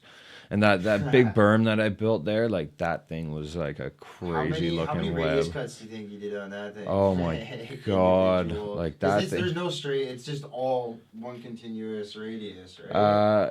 Is there a flat section at There's all? a couple like flat, because it blends into flat to go down to the floor. So like Okay. it goes up kind of flat Yeah. and then tips. Once it gets up to like a 3 feet, then it starts curving this way and then dishing in. That thing was nuts. But yeah, there's probably like Bunny. there's hundreds of ribs in that thing. Like there's so many. You should have done it like a math count. You could too. If you Yeah, look on your, I probably could your just look cat at the file, but you photo don't and wanna just think like, about it. yeah. I've well, Like, you even set it doing up was materialist, flashy, like right? That berm, like it honestly, like that thing was, it was a lot of work. I can believe that. All right, so the last topic I have here is kind of it's a newer one that I've been trying to talk to with a lot of people, and mainly just Canadian people, obviously. But how do you feel about XJam now being, not a thing anymore? Like for yourself, I know you really didn't get to do much with the course, obviously. Like that was something else. But as a Canadian BMX contest, that we really only had that, like at this point, how do you feel that it's gone? I don't know. It's kind of like it's been around, like it's gone through a bunch of different hands, right? So it's been gone a couple times, and it was like back when it was Jay doing it, Jay Miron, like that was like crazy. And then when, like the fact that it's absolutely gone, I don't know if you can say that. Like there's always gonna be another contest or whatever that brings us all together. Like it's always gonna work out. But like I went to that contest year in and year out, every time since like back before, like I think I went to 1 or 2 when it was just like a dirt course. Oh wow. Yeah, and then they had like the original like La Rev jams, and then the Metro, like it evolved into that. But it was just, it became, honestly, to me, it became just like an event that you just had to go to. Like, you just do it, right? Yeah.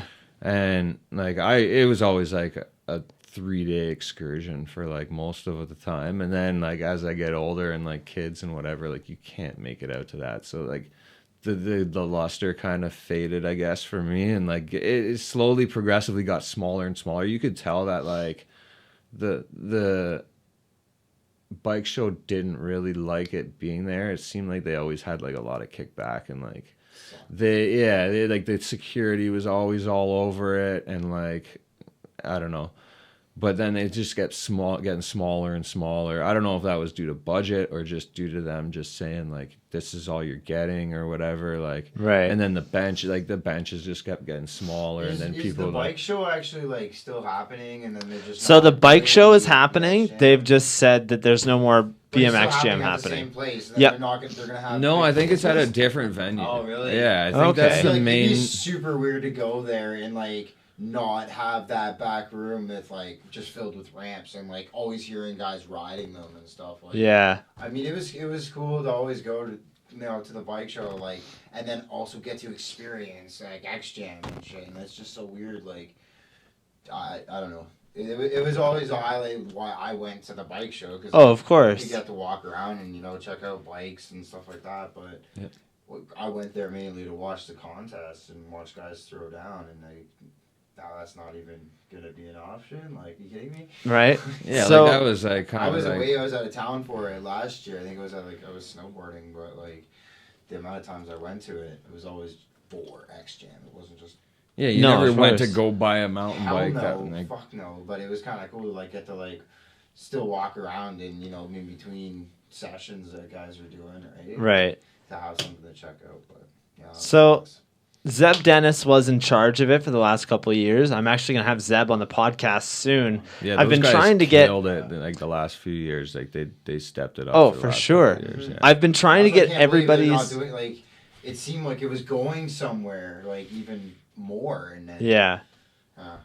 Yeah, I've been trying to get everybody's opinion on it so that we can I can sit down with Zeb and really just let him know how the people feel. You know what I mean? It's not his fault. He wants it to happen. Yeah. You know, we're going to sit down to shed light on Canadian BMX and really to show what we really have here and that there's got to be something in place. Do you know, was it the It's actual the bike people- jam the from the bike most. jam, but- From what I've heard, the bike jam essentially kind of pushed them out. You know what I or mean? the bike show. The bike show, yeah. Sorry. Okay, now I was wondering it was it was just. Yeah, I'm pretty sure that's what happened. I thought Saying, what I heard it was a space thing where they just Okay. didn't have, they were moving to a different venue. Maybe I'm wrong, but I think they're going to a different. I'm not spot where they might 100% not be sure, able so to I can't- accommodate that course. I don't know. I can't really say, but from what I heard is the bike show is still happening, but that the BMX section just won't be there. Weird. Sucks. Or So- maybe they just charged them a crazy amount, just couldn't. I have no idea. I really have no. No, I mean it sucks that it's no knowledge on it. because it was always sick to have that event. Oh, of happen. course. Getting to see guys fucking go crazy. Yeah, that Exactly. was looking back, I saw the biggest pros in the world Yeah. go to that contest. That's the only thing I had close to me to get to go and witness shit like that as a kid growing up. we right? saw Dave Mira there, and all of those dudes. When it was in that arena, Yeah. that was what is going? This is nuts. And then even still, as it's got more lower budget, but the guys are still coming out like crazy. I think the first time I met Drew Bezanson was at that contest just after it had switched from the actual Metro to to Toronto BMX Jam. I think that's when I first met him there, and I had no idea who he was, and I think he won it that year or something. It's holy shit. I saw him, I met him as we were coming in, we were signing up to I think I rode in that contest that year, and we were just signing up, and oh, it's another Canadian. All I knew was the Americans that were riding in there, Yeah. and oh, this is a Canadian kid. Who is this guy? And he killed it, and I'm there's so many good riders that go to that contest, and yeah, it'd be kind of crappy to not have that in Yeah. Canada anymore. Sucks. Yeah, I mean, it's kind of shitty. I think that, we got to do something about it. There's got to be another big thing, another BMX park jam that's in Canada. Because now they have, the fees contests that happen all over the world. And I know they had one in Edmonton, I believe, a couple of years ago. But I don't know how often they're doing them. And, Yeah. I think that's a little different. It's kind of crazy though, because that's the scale at what contests are at now is those feast contests, and really I think a lot of these riders, they're going to most of the contests to get Olympic points Yeah. and whatever, and if it's not really monetarily, if it's not worth it, or if they're not getting points, why are they gonna go to some little contest, right? I think Right. the last couple times the Toronto Jam was you could get Olympic points for it. And I think that pulled a lot of guys into it. Right. But yeah, it's the kind of thing, to get a big contest of that level going, it's gotta be big. And those feast courses are they're insane. Yeah, man.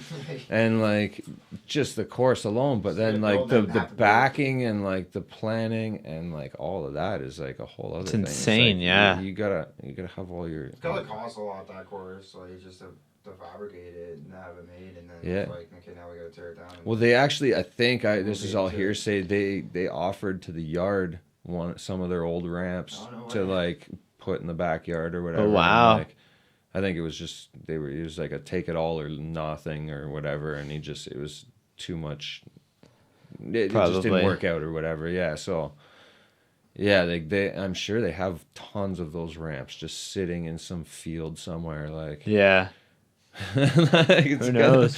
It's nuts. Well, it's like all the old jumps that Heaton had. Just Well, yeah, he just had those in a storage spot, and then now they're set up somewhere at the ski hill. Well, but- they're at Horseshoe. yeah, it's Horseshoe. Is that where it is? Yeah. Oh, wow. I know Yeah, I wasn't sure what was going to happen with those, man. Because, pretty sick to having being able to ride those old metro ramps. Well, there's one at Drew's house. Drew Yeah. actually asked me to put I give him some help at his place, and he got Matt Konings was the guy that ended up getting all that whole setup, and Matt donated one to Drew, the little vert ramp to put on like a little Nice. But yeah, turn you can around go to after a Horseshoe step up. and like ride the old the J Muron ramps. Wow. Right, that were like what Yeah. my program was and all that, and then it's pretty cool that he got to revive them because they were like just sitting in trailers for And the then longest time. Derek's got a bunch of that scaffolding. Really? Yeah, the scaffolding that made the Mini Mega outside? Mega, that's from Metro Jam. I have a question for you, but I'm not going to ask it on air because I know I'm not allowed to. All right. But yeah, it's about that. So But yeah, no, I actually, when I was at Drew's doing that little vert ramp thing for him, I asked him, of course, a scrap of the Metro Jam ramp, like a piece of the plywood, and it's got like some peg chinks out of it and like a skid mark down it. And it's like, I don't know where I even found it, on like an old book or something. I peeled off an old Metro Jam sticker off a book and I put it on that plywood, and then that's on my wall now. So That's I sick. got a little piece Wow. of that contest in my garage sick. somewhere. Yeah, one skid mark and a piece of plywood. I wonder That's whose awesome. skid mark it was, Yeah, I don't know. right? It'd have to go back to like the contest footage and like that. Where's that ramp? Like, I think they were saying it's from the Kingston one, because they probably didn't have all the same ramps at all the other stops. No, I no. think that particular one was at the Kingston Metro Jam, Okay. nice. so it wasn't one of the Toronto ones. But yeah, like same thing. Like it's all the same ramps. Dude, so just because you guys were talking about like the tire marks and whatnot, if you go into Blue Notes at Fairview Mall, it used to be the West 49 there, and Taylor and I helped close that store. So the night that we like got everything out of there, they had this shoe wall that was like 3/4 ply, like Nice. literally big curve wall. So I fucking went in, took like a bunch of just random shit, built a little jump thing, and I was like wall riding around it. But now if you go in there, if you kind of like go behind where you're really allowed to, you can totally see like a big fucking tire mark on this Nice. wall for me. So that'll be there for a ever, man. Nice. It was so funny. Yeah, I love tire marks. I want to actually do a time lapse of like a freshly painted like white wall or something. Oh, that's And such a just, cool like, idea. Get a ton of guys to just session Yeah. the wall ride, but cut out every single spot where there's no like a rider, and just have the tire marks just Oh, like that's a cool idea. like, just like the tire marks would just come alive on like, and if like I've seen it happen like one session and you get like a good rainbow across the wall. Oh, or whatever. dude, Like, yeah. that'd be I've always wanted to do that time lapse of just like never, That's a like- really cool idea. I like that. I guess I used to always appreciate my fresh tire marks and the little mini ramp that we had when I was living up in Quantico. Right. And like we had it and there's nice freshly painted white wall, and like it's just there's so many freaking tire marks on that thing going up like all the time. Yeah. So Yeah, good. Speaking of tire marks, there was the spot right beside my old house, like a big factory, and it had like full pipes in the parking lot for like forever. And like that was like my spot. Like there was Riverside down the road before they built the boulders, just the street thing. And like we would go to the full pipes. Like that was the local for like a good few months. Oh, yeah. And like they were huge. They were like 40 feet long, or they were enormous. And like you could just carve back and forth. And then like our tire marks were all over those things. And then Wow. Buddy was like putting them into like some power plant or whatever. Like he was doing all the welding on the power plant, and those were like the smokestacks for the power plant. And they're putting them in.